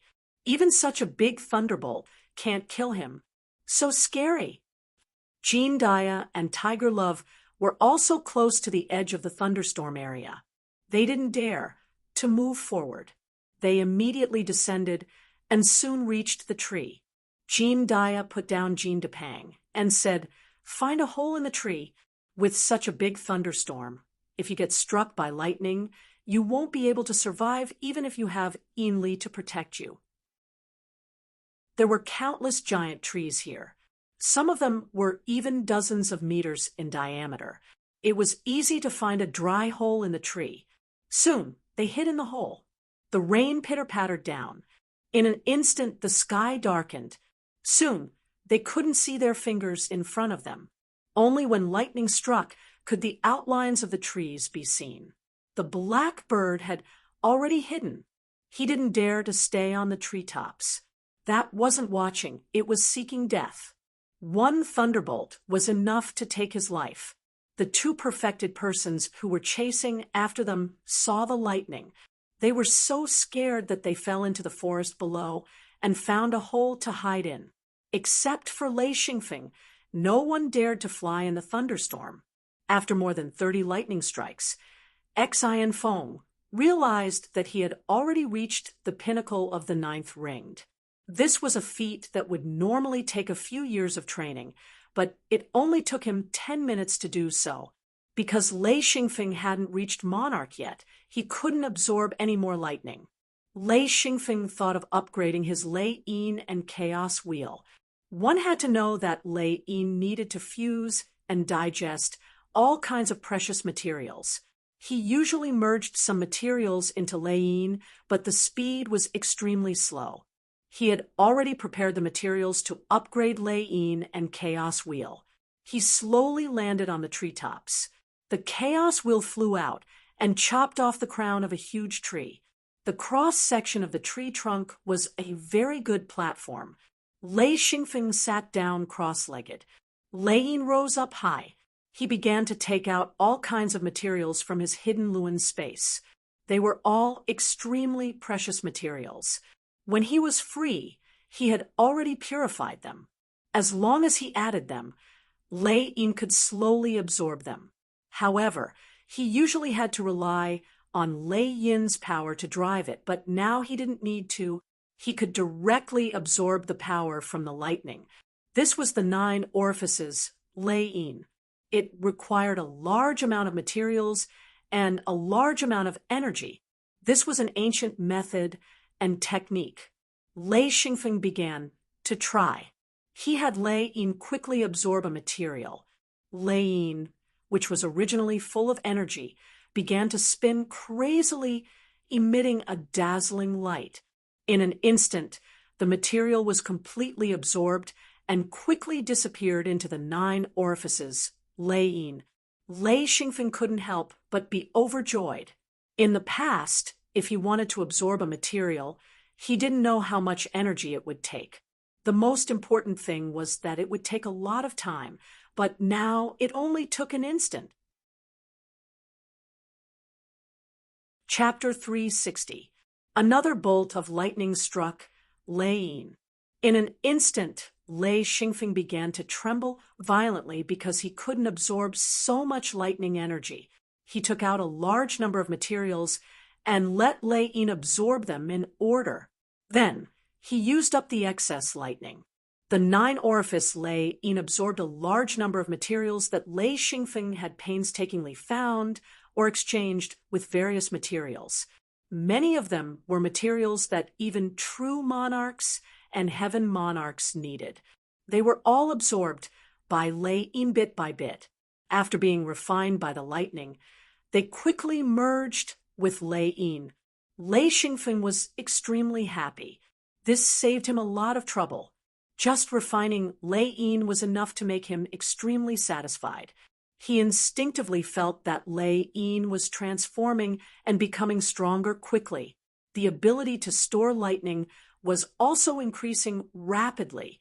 If it could store 1 bolt of lightning, he would have to send the excess Lei-yin energy into Lei Xingfeng's body. Now, it was more than enough to absorb 3 bolts of lightning. Refining Lei-yin was half active and half passive.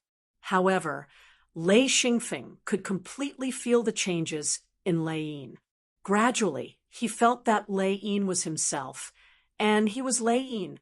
The 2 of them, one inside and one outside, had an unusual tacit understanding. They were like a piece of paper, but the 2 sides were one. When all the materials were used up, the 9 orifice Lei-yin's appearance changed greatly. The 9 orifices moved along with the electricity. Lei Xingfeng didn't have time to look carefully. He focused his attention on the Chaos Wheel.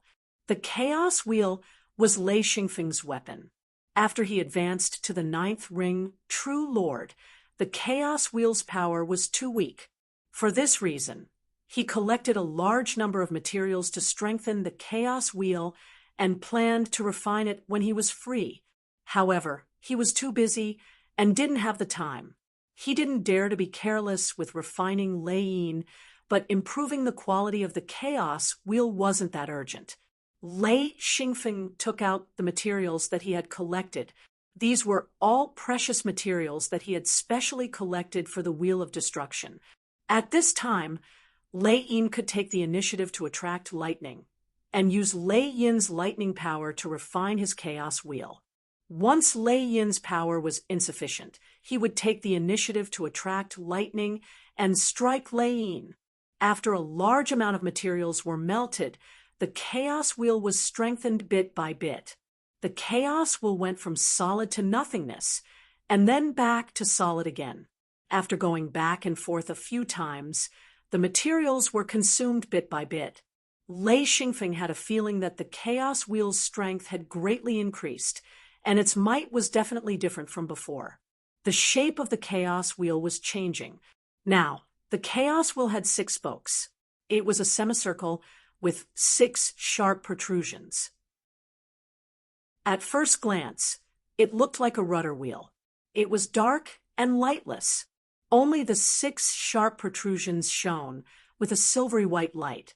The materials could not be thrown in randomly. They had to be thrown in according to order and proportion. There was no secret recipe for this. Instead, it was based on intuition. It was a very mystical intuition. Lei Xingfeng felt that it was very mystical. What surprised Lei Xingfeng was that he had used a lot of star eclipse gold cores. Star eclipse gold cores could not be used all the time. After taking out a pile, only a few would be chosen. Lei Xingfeng quickly understood that the star eclipse beasts ate different types of or veins. Therefore, the metals they excreted were also different. Some were very precious, while others were quite cheap. This thunderstorm was unexpectedly long. It had already been 5 hours, but it was still as crazy as ever. Lei Xingfeng was very happy. Now, he focused all his attention on the chaos wheel. He planned to upgrade the chaos wheel to a level that matched his in one go. A large number of materials were consumed, especially the various precious metals. Relying on his cooperation with Lei Yin, Lei Xingfeng carefully refined the chaos wheel. Gradually, he felt full. Then, he realized that the chaos wheel was almost done.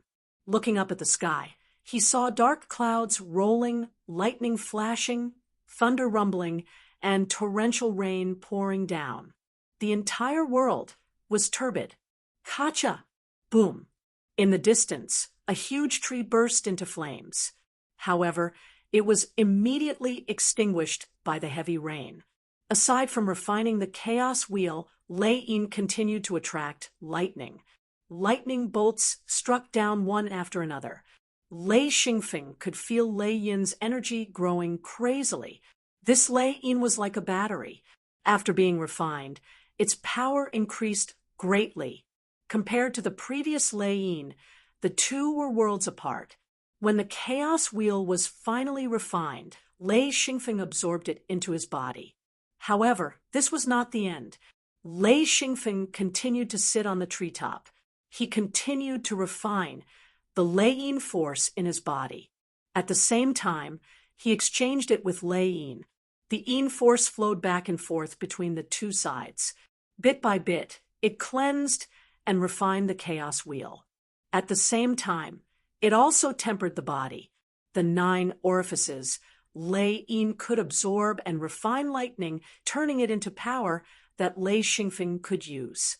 That was not all. Through Lei Yin, he could also refine Lei Yin force and increase the power of Lei Yin force. Jean Dia, Jean Depan, and Tiger Love were all hiding in the tree hole. The tree hole they had chosen was very large. Although the inside was irregular, it was more than enough for the 3 of them. Jean Depan even placed a table and 3 chairs.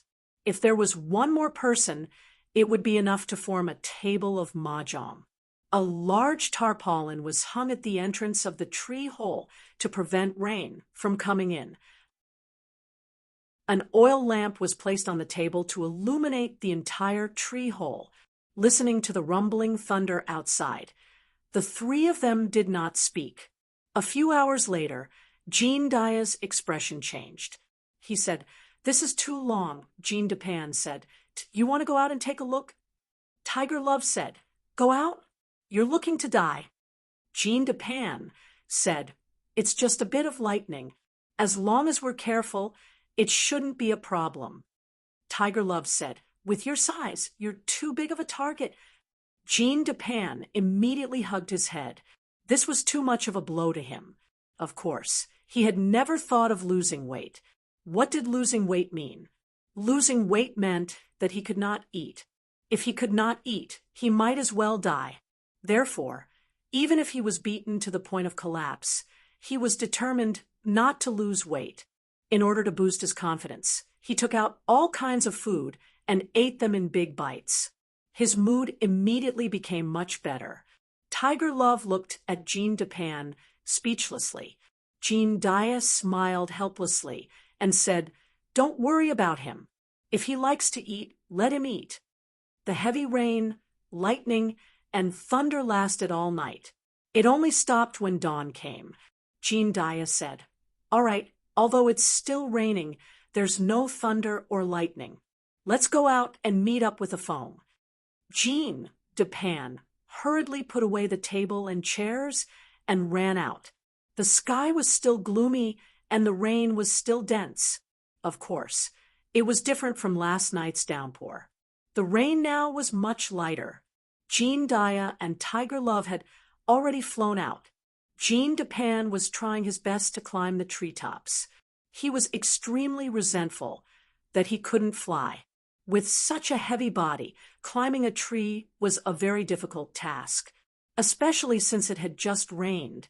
Many parts of the tree were very slippery. A very mournful cry rang out, making Jean Dia and Tiger Love's hair stand on end. "Awoo, awoo, Ga." Hearing the word Ga, Jean Dia and Tiger Love already knew that it was a blackbird. "Birdman, where are you, Ga? Birdman, where are you, Ga? This bird can't live without you." A blackbird circled in the rain, calling out again and again. Jean Dia said, "The blackbird is calling out to a phone." They actually separated. Tiger Love said, "With such a big thunderstorm, it's normal for them to separate. It's just that the blackbird's cry is very strange and miserable." In the distance, the two ninth ring sages also followed here yesterday. Of course, they didn't dare to enter the thunderstorm area. Instead, they hid in a tree hole and ran out early in the morning. Of course, they also heard the blackbird's cry. "Birdman, where are you, Ga? Ga, this bird can't live without you." The two felt dizzy listening to it. Who was calling out, and in such a wretched way? A blinding flash of lightning rose from the forest and instantly hit the black bird circling in the air. They heard an angry roar. "Shut up!" Then the blackbird's body flashed with electric arcs and fell from the sky. They heard him shout, "Wah, Ga, found it."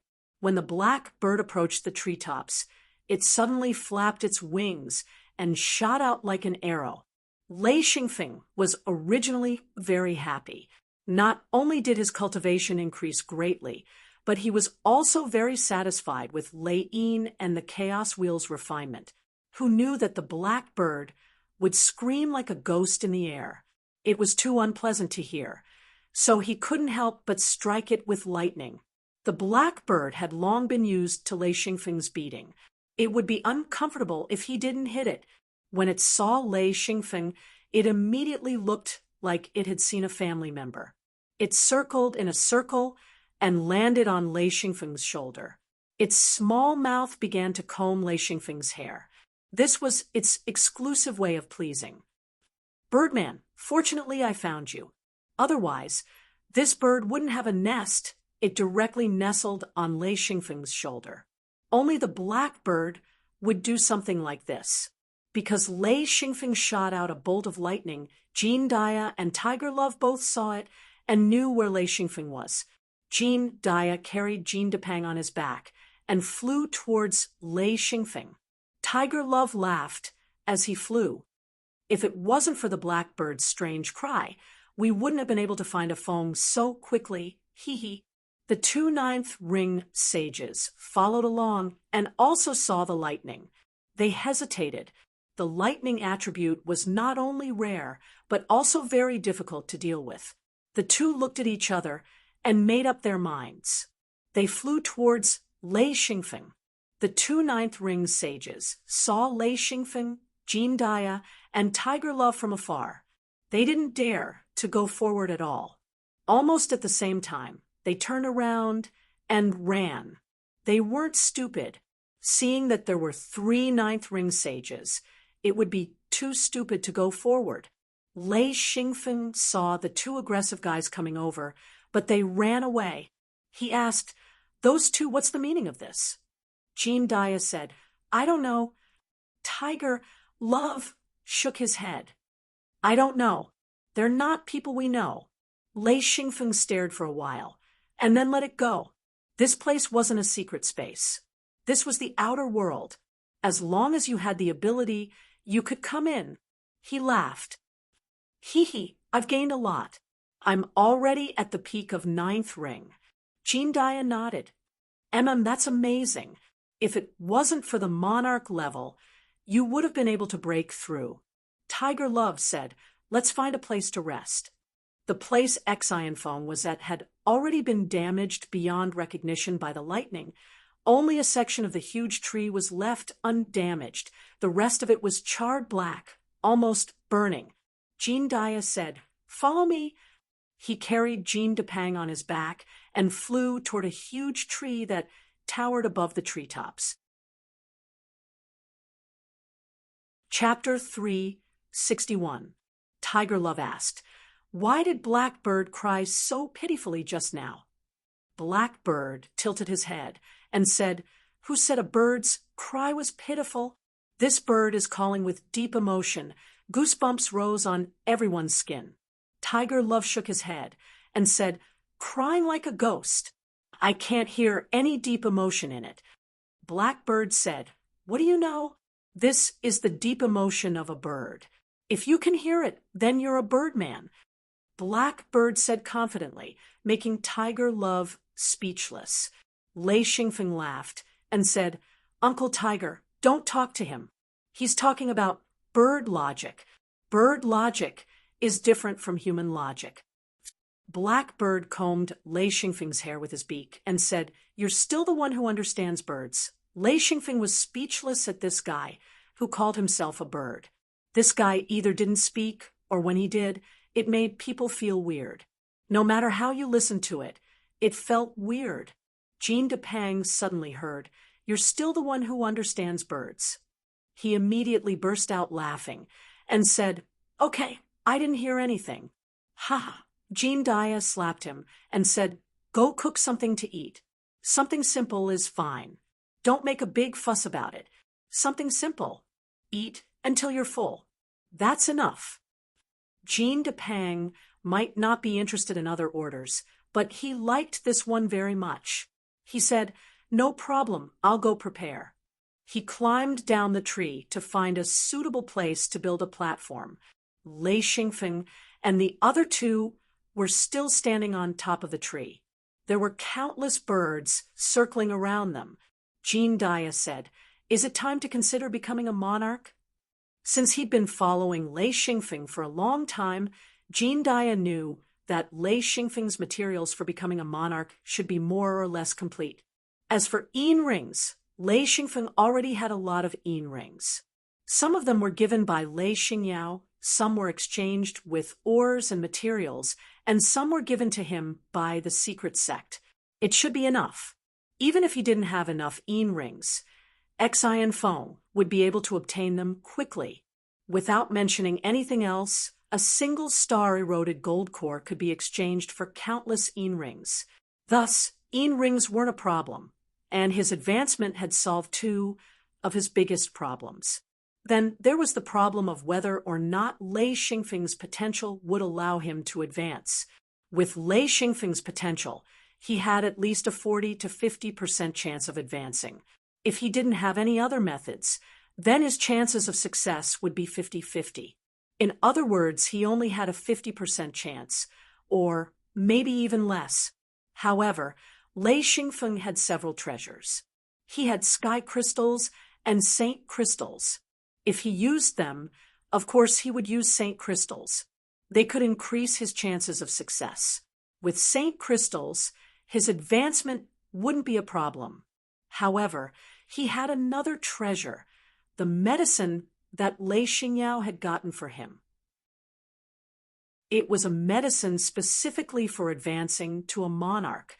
With so many preparations, as long as Lei Xingfeng tried to advance, it was practically a done deal.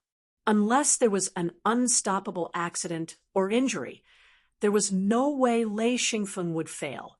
However, there weren't that many accidents in this world. As long as he was fully prepared, his advancement would naturally follow. Jean Dia had no doubt about this. He had always believed that Lei Xingfeng could definitely advance to a monarch. This was something that both Wu Yang and Gucci agreed with. After all, Lei Xingfeng's potential was too good. Moreover, he relied on thunderstorm rain to advance quickly. He had reached the peak of ninth ring true body at an extremely young age. The younger one was the easier it was to advance. This was related to life force. The younger one was the more vigorous their life force was, and the greater their potential to advance. However, if they were too old, their life force would rapidly decline, and their potential to advance would gradually be exhausted.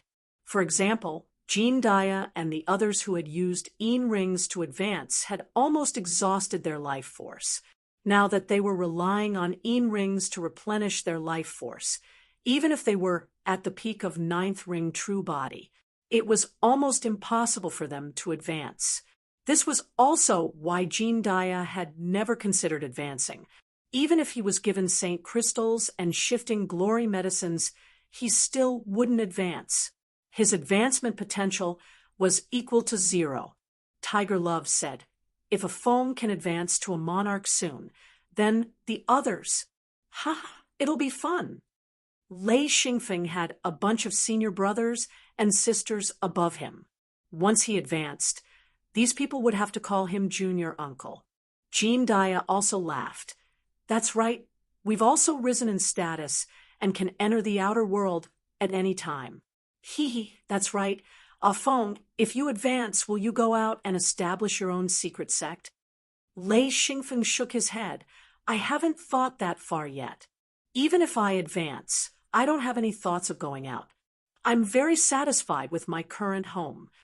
Jean Dia nodded. "Although independence is a bit of freedom, it's too difficult. It's better to stay. I've always thought that Feng Qinzong's method was excellent." Xian Feng agreed. "That's right, little martial uncle is very smart." Jean Depang called out from below. "All right, come down quickly. It's time to eat." The three quickly flew down from the tree. Jean Depang had already set up a small platform on top of the giant tree's roots.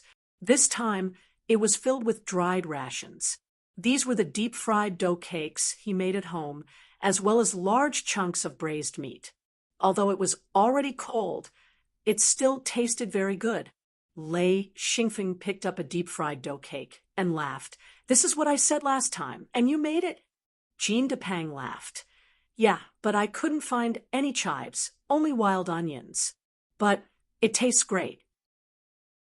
It's even better when it's fresh out of the pot. It tastes good when it's cold." Lei Xingfeng used a thin deep-fried dough cake to roll up the braised meat and ate it in big bites. Everyone followed suit. Jean Dia said, "It's really good. I still have some Fishman wine." He took out a few bottles of wine. With a mouthful of deep-fried dough cake and a mouthful of Fishman wine, everyone ate with relish. Lei Xingfeng laughed. "With Fatty here, we don't have to worry about food. Fatty, once you reach ninth ring, I can take you to many places." Tiger Love nodded. "Yeah, with you joining us, we don't have to worry about food." As long as it was a member of Lei Xingfeng's family, they all knew that with Jean Depang around, eating was an enjoyment. Jean Depang's popularity in the family was second only to Lei Xingfeng. Even in the hidden sect, there were many people who were on good terms with him. If it wasn't for his low strength, many good things would have come to him, such as exploring the outer world. Unfortunately, his strength hadn't reached the level of flying, which limited his potential. With deep fried pancakes filled with meat and Fishman wine, this meal was very comfortable for everyone. Xian Feng ate as he prepared a small bowl of fresh meat for the blackbird to eat alone. Of course, when he ate, he would always complain, "Aiga, my food is getting worse. The bird is getting skinnier. Stingy, why didn't you give the bird the Saturn beast meat? The bird is getting skinnier. Ga." Everyone was already used to Blackbird's complaints. This guy wouldn't be Blackbird if he didn't say strange things. Moreover, if he didn't say strange things, everyone would feel uncomfortable, so no one paid attention to Blackbird's muttering. Jean Dia asked, "Shall we continue forward?" Lei Xingfeng said, "Yes, let's continue forward. I have a feeling that we are going to cross the avocado swamp. Hee, I hope we can find some special materials and minerals." Tiger Love said, "There should be very few people who are rushing like us. Other than the two guys we saw earlier, we didn't see any outsiders." Lei Xingfeng said, "Don't worry about those two, they are no threat to us." Let alone using the humanoid beast to deal with them. Even Lei Xingfeng dared to attack them himself. He had just reached the peak of ninth ring. Lei Yin and Chaos will had been reforged. And he also stored a large amount of lightning energy. His strength was completely different from before, and he didn't even know how strong he was. However, after Lei Xingfeng had the humanoid beast, he didn't like to fight with his own hands. If he could use the humanoid beast to solve the problem, why would he fight to the death? This was not in line with his philosophy of survival. He wanted to live as safely as possible for the rest of his life. If he didn't fight to the death, then he would die. He had long lost the impulse to fight. After eating, everyone continued on their way, flying into the depths of the forest. Along the way, they stopped and walked, casually looking for useful plants. There were only a few species of huge trees in the forest above the water.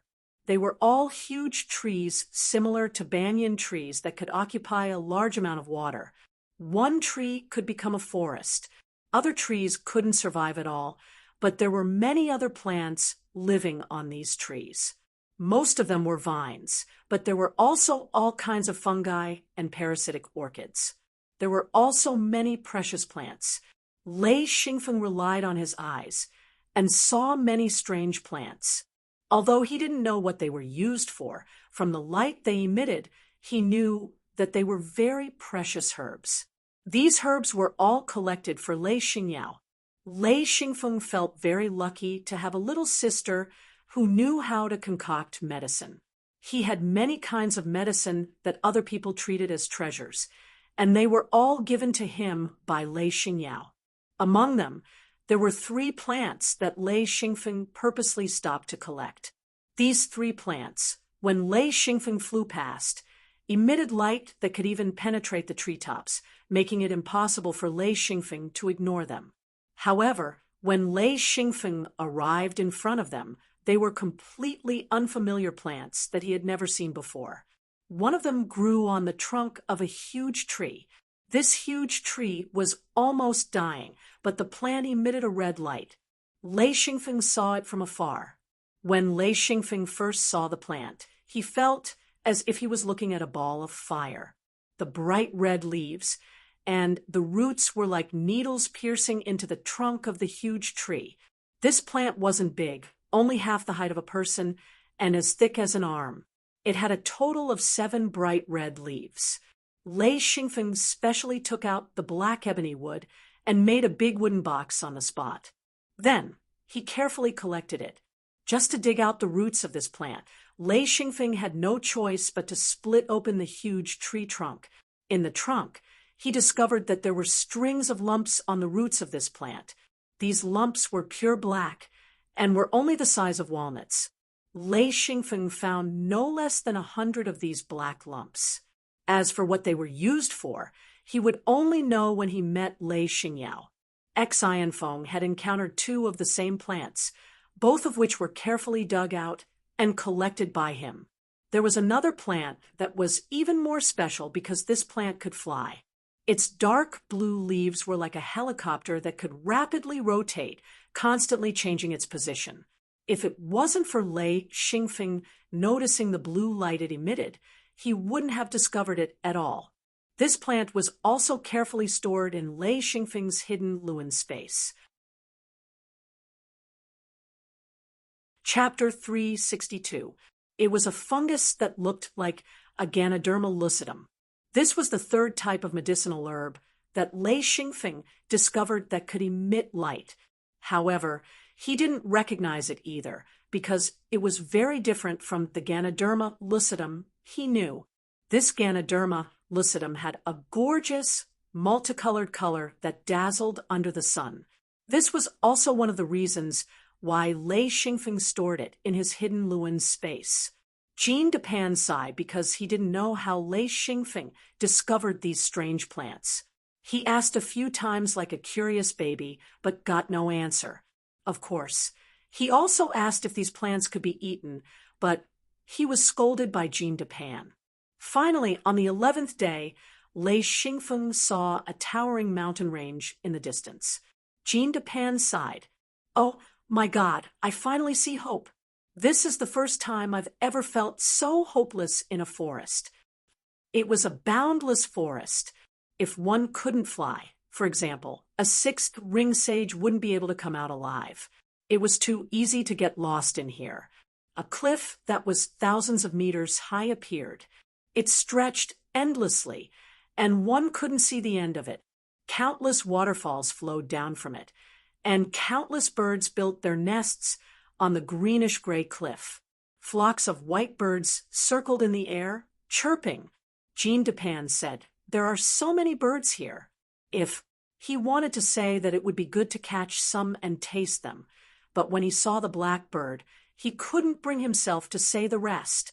The blackbird said, "They're all stupid and ugly birds." Lei Xingfeng giggled. "That's not necessarily true. Look at those birds. They're so beautiful." The blackbird immediately exploded. He shouted, "Caw, that's beautiful. A few long hairs on its body is beautiful. So ugly. So ugly.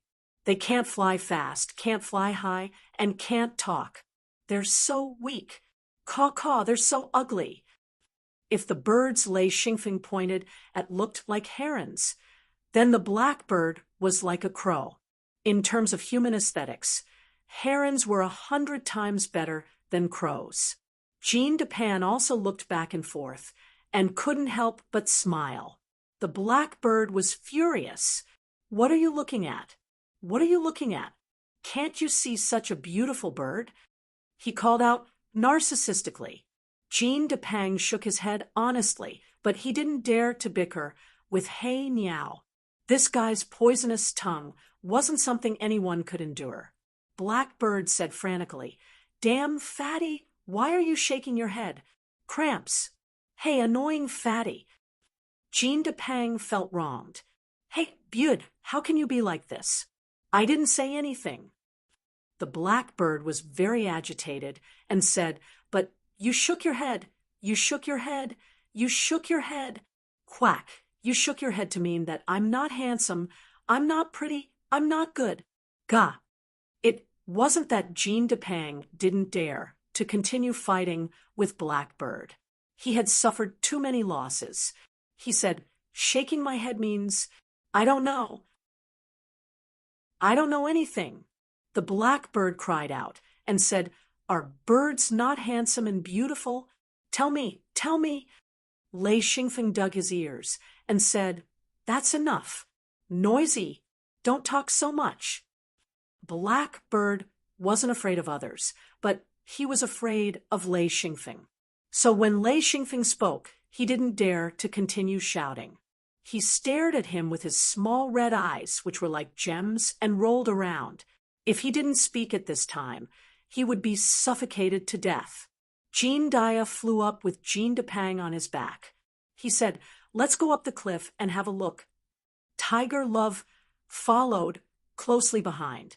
Lei Xingfeng's body also rose rapidly, startling the surrounding birds and causing them to fly up and cry. Because their nests were built on the cliff, Lei Xingfeng and the others posed a great threat. After a few breaths, the four of them reached the top of the cliff. From the top of the cliff, they could clearly see the endless forest on the water. Lei Xingfeng was very shocked and said, "It's so big." The endless green forest was interspersed with a few wide rivers. Countless small rivers were faintly visible in the forest. Large flocks of birds flew past noisily. A faint white fog rose from the forest in the distance and rose into the clouds, covering the extremely distant scenery.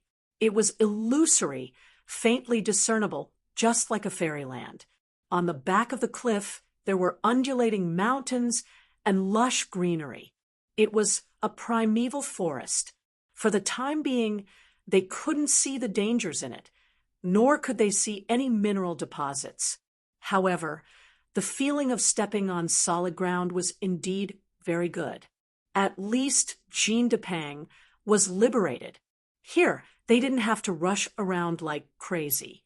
They could explore here, whether it was prospecting for minerals or collecting herbs and plants. Jean Dia was completely relaxed, carrying a person on his back, and this person was a huge fat man. The pressure was not ordinary. In fact, he didn't care about the weight at all. However, he was worried that if he carried the fat man, he wouldn't be able to find him. It was as if the fat man was flying, and he was a small package under the fat man. This was too depressing. No wonder Lei Xingfeng and Tiger Love were unwilling to take over. Who didn't want to carry a mountain on their head? Jean Dia laughed and said, "We don't need to rush. Let's walk slowly. Hopefully, we can find something valuable. Then, this trip won't be in vain. Of course, a phone is already worth the price of the ticket. Hee hee."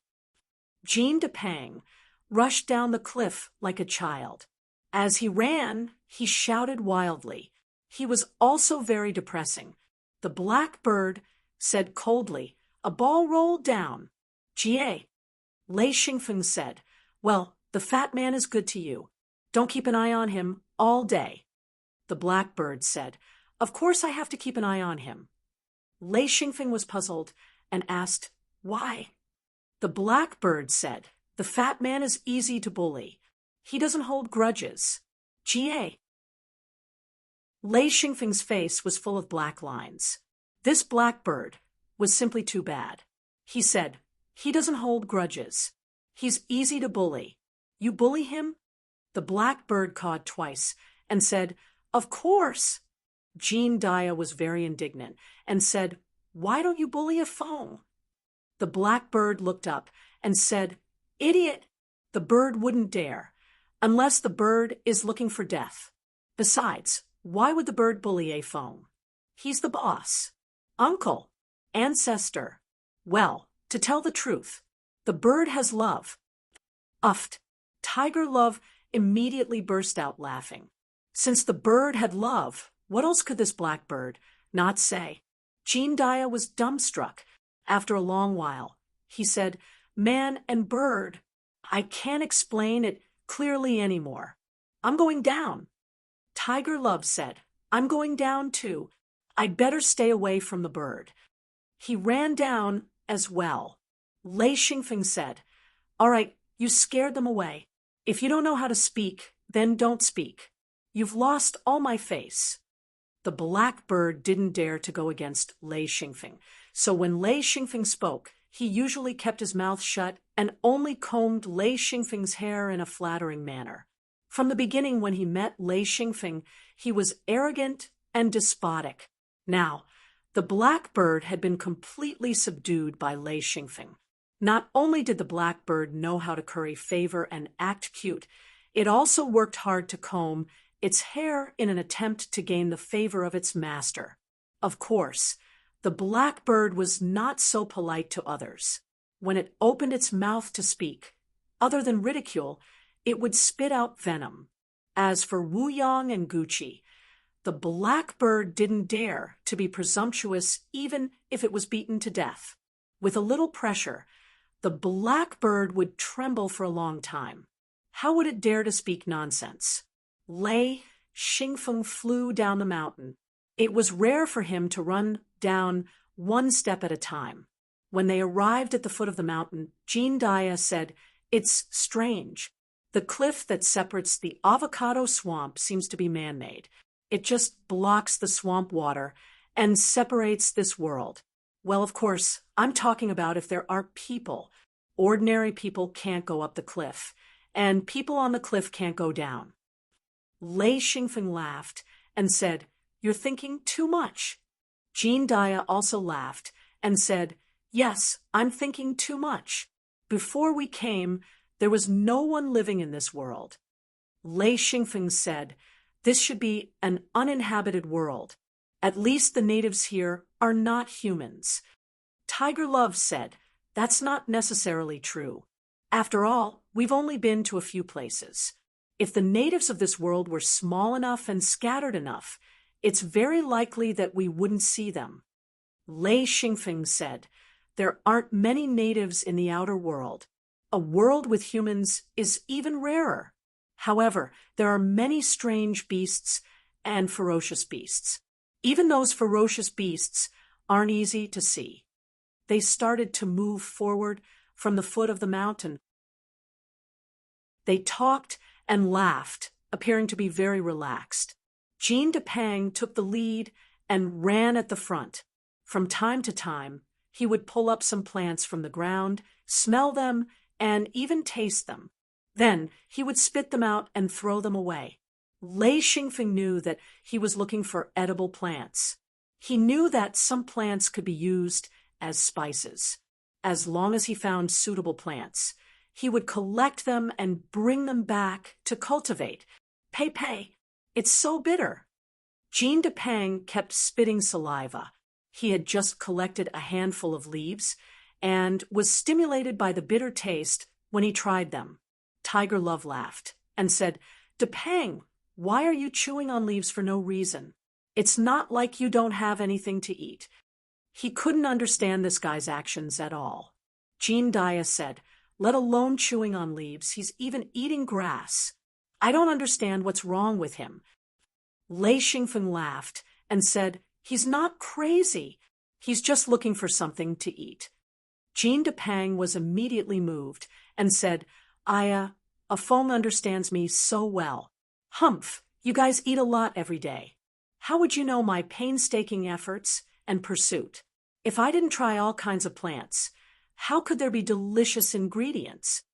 Tiger Love sighed and said, "As long as a person focuses on something, he can definitely reach the top."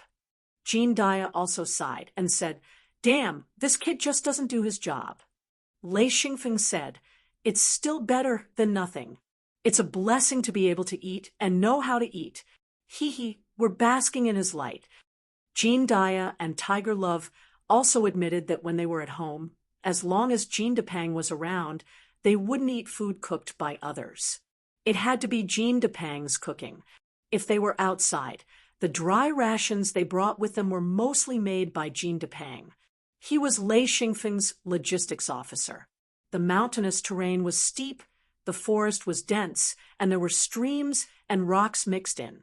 It was a primitive scenery. Lei Xingfeng said, "I reckon this is the first time someone has entered this place. I wonder who gave out the coordinates of this outer world. It's really benefiting a lot of people." Tiger Love said, "There are many outer world coordinates. As long as an outsider is brought in, the information will spread very quickly. I reckon the owner of this outer world must have been scammed." Lei Xingfeng thought for a while and couldn't help but nod and say, "That's very likely, Chapter 363. Not only were there competition between secret sects, but there were also wars. The competition between the secret sects was fierce, and the secret struggle had never stopped. It was only on the surface that they maintained a good relationship. This kind of cheating was quite common, so it was not unusual for such things to happen. Since Jean Depang could not fly, the four of them walked quite easily and at a moderate speed. Of course, there was no road here.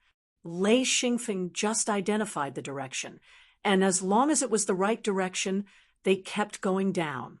After climbing over a few mountains, They did not find any ores, but they did find a lot of rare plants. Some of them were unknown to them, but they were all dug out by Lei Xingfeng. Jean Dupin climbed to the top of a mountain and stood there. He roared, "Wow, wow, wow, oh, oh." The echoes reverberated. Jean Dupin seemed a little excited. He roared again, "Ha, hey, ha, hey." Lei Xingfeng followed him to the top of the mountain. He said, "What are you roaring for, Fatty?" Blackbird said, "Fatty has a lot of fun." Jean Dupin did not pay attention to Blackbird at all. He knew that if he talked back, there would be trouble. He said, "It feels good to vent." Jean Dia and Tiger Love also climbed up. The two of them stood on a big rock at the top of the mountain and looked into the distance. Xian Feng laughed. "I'll also roar, oh, oh." Jean Dia and Tiger Love also roared together. For a moment, the mountains were filled with their roars. Blackbird said, "A bunch of lunatics." He could not help but complain. However, only he could hear his voice. If Lei Xingfeng was unhappy, he would be in trouble. After roaring for a long time, the four of them were finally satisfied. They laughed and laughed. Jean Dupin said proudly, "When I'm not happy, I will roar a few times. Miraculously, my mood will be better. Roaring here feels a little different. It feels better, hee." Lei Xingfeng said, "It is indeed different, hee." Blackbird suddenly said, "Is there a light spot over there? Is there a fight?" No one paid attention to Blackbird. The four of them continued to chat. Blackbird was angry. He pecked Lei Xingfeng's ear and said, "Bird said, is there a fight over there? Gah, it shouldn't be a fight. It's a light spot." Lei Xingfeng turned his head and said, "Are you biting me?" Blackbird was terrified. He mumbled, I'm innocent. I'm just telling you, there's a little light there." "Why are you ignoring me?" "Gah," Xian Feng asked. "Where?" The blackbird stretched out its wings and pointed to the left, saying, there's a light spot over there." Caw, the bird saw it.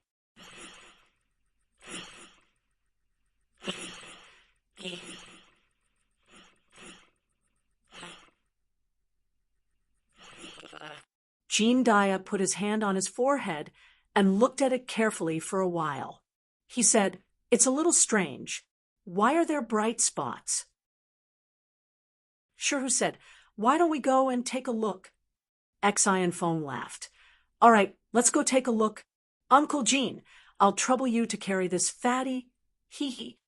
Jean Dia carried Jean Dupang on his back and said, "I'm asking for trouble." Jean Dupang suddenly felt embarrassed. He said, "Sorry for the trouble. Sigh, it's my fault for not knowing how to fly." Jean Dia said, "Forget it. Don't talk about this useless thing. Let's go." He took the lead and flew quickly toward the light spot. Lei Xingfeng and Tiger Love followed. They were curious. Blackbird was still showing off. "Wow, it was the bird who found it first. This is the bird's credit. No one can take it away. Gah, birds have a pair of sharp little eyes. They can see treasures far away. Gah, gah, gah, gah." Tiger Love said, "This guy seems to be noisy recently." Lei Xingfeng sighed and said, "Yes, he keeps showing off. I don't know where he gets such a good feeling from." Blackbird was angry, but he didn't dare to provoke Lei Xingfeng. He was angry at Tiger Love. "What do you mean noisy?" "Gah, you're noisy. Your whole family is noisy. You, noisy, noisy. Gah." Lei Xingfeng couldn't help but laugh. Tiger Love also shook his head and laughed. "This little thing has a big temper." Both of them had the same attitude toward Blackbird. Blackbird was like a child who liked to go against people. However, when they were bored, teasing him was actually a kind of fun to avoid boring the journey. If Blackbird knew that the two of them had such thoughts, he would probably go crazy again. Seeing that Tiger Love didn't refute him, he suddenly became proud. Of course I have a big temper. Humph, are you afraid? If you're afraid, don't call me a bird. Rushing all the way, the four of them soon arrived at the flashpoint. It was a cliff about 900 meters high and 1,000 meters wide. It was about a square. The most surprising thing was that at the top of the cliff, there was a mirror-like thing. It was extremely flat. This mirror-like flat surface was about 10 meters high and 30 meters wide. Its shape was irregular, as if it was ground out on the cliff. Lei Xingfeng could clearly see his own reflection, Jean Daya and Jean Depang beside him, Tiger Love behind him, and Blackbird on his shoulder. He said, "What the F***CK? Why is there such a huge mirror here?" Jean Depang waved his hands and said, "Amazing! Who did this?" Jean Daya scolded, "Don't F***king move. If you move again, I'll throw you down." Jean Depang immediately became obedient. He was just too excited and didn't intend to provoke Jean Daya. Tiger Love said, "Is this man-made?" Lei Xingfeng said, "Wait, I'll take a closer look." As he spoke, he flew over and hovered in front of the mirror. This mirror was too clear, even clearer than the glass mirrors in Lei Xingfeng's previous life. Moreover, the smoothness of the mirror was unbelievable. Lei Xingfeng couldn't understand at all. Just how much strength did one need to embed such a large mirror into the cliff? It was almost impossible. As for whether it was naturally formed, that was a joke. How could a naturally formed mirror be so smooth and clear? Lei Xingfeng couldn't help but reach out to touch it. In an instant, his heart trembled because his finger didn't touch anything substantial. Instead, his finger went through the mirror as if it didn't exist. This is impossible. Lei Xingfeng's hand had already reached into the mirror. Of course, he didn't feel any danger. His finger could still feel it, but it didn't touch anything. It was no different from reaching out into the air. Lei Xingfeng couldn't help but shout, "Come here!" Jean Daya flew over with Jean Depang on his back and said, "What's wrong?" Tiger Love also came over. Lei Xingfeng said, "This isn't a mirror. It looks like a light screen."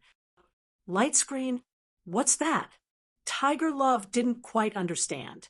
He reached out to touch it and said in surprise, "There's nothing here." Jean Daya also tried to touch it and said in shock, "What is this?" Tiger Love slightly moved forward and put his whole arm in. He said, "There's nothing blocking it. Do you want me to go in and check it out?" Lei Xingfeng hesitated for a moment and said, "Just a little test." "Oh, right. Tie a rope to your waist. If something goes wrong, we can pull you back." Tiger Love nodded. "Okay." Lei Xingfeng took out a rope and tied it to Tiger Love's waist. He said, "Give it a try." In an instant, Tiger Love disappeared into the mirror. One end of the rope was still in Lei Xingfeng's hand. Jean Daya and Jean Depang stared at the swaying rope with a trace of worry in their eyes. Lei Xingfeng kept releasing the rope. After a while, Tiger Love came out and said, "We can go in. There shouldn't be any danger." Lei Xingfeng took back the rope and said, "Let's go in." The four of them directly entered the strange mirror. When they entered, the entire mirror suddenly shrank by half. Naturally, Lei Xingfeng and the others didn't see it. When they entered the mirror, the first thing they felt was that it was a cave. Moreover, the cave wasn't very big. They followed the cave passage for about 100 meters before they saw a curved path. Just as they turned the corner, the four of them saw another mirror. Because they were still in the cave, the mirror was very dim. Their figures in the mirror were also blurry. Jean Daya said, "There's another mirror here. Could it be like the previous one? Can we go through it?" Tiger Love said, "I think so." Jean Depang laughed. "Let's go and see. There doesn't seem to be anything else here except for this strange mirror." This mirror was a thin strip that stretched across the bottom of the cave. It was 100 meters long, but only 1 to 2 meters tall. It was a long mirror, and its shape was also irregular. It was a very strange thing, and no one knew how it was formed. Tiger Love said, "I'll go scout." Lei Xingfeng said, "Come back after taking a look. Don't stay for too long." Tiger Love found the highest point, and his body gradually floated up. When he was about a foot above the ground, he approached the mirror. As expected, his body entered the mirror bit by bit, and soon flew out. Tiger Love was very careful. He was afraid that the outside of the mirror would be a cliff. If he foolishly took a step out, he would probably fall down. In just a few breaths, Tiger Love came back. His expression was very strange.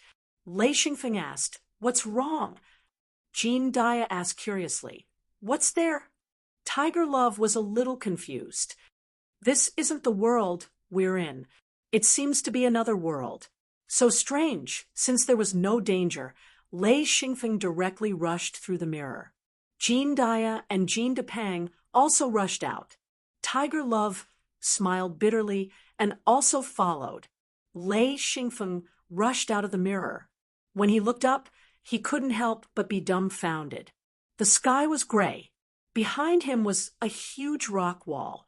The place he came out from was a pitch-black crack. It was unfathomably deep. There was no color here. It was as if he had suddenly entered a black and white world.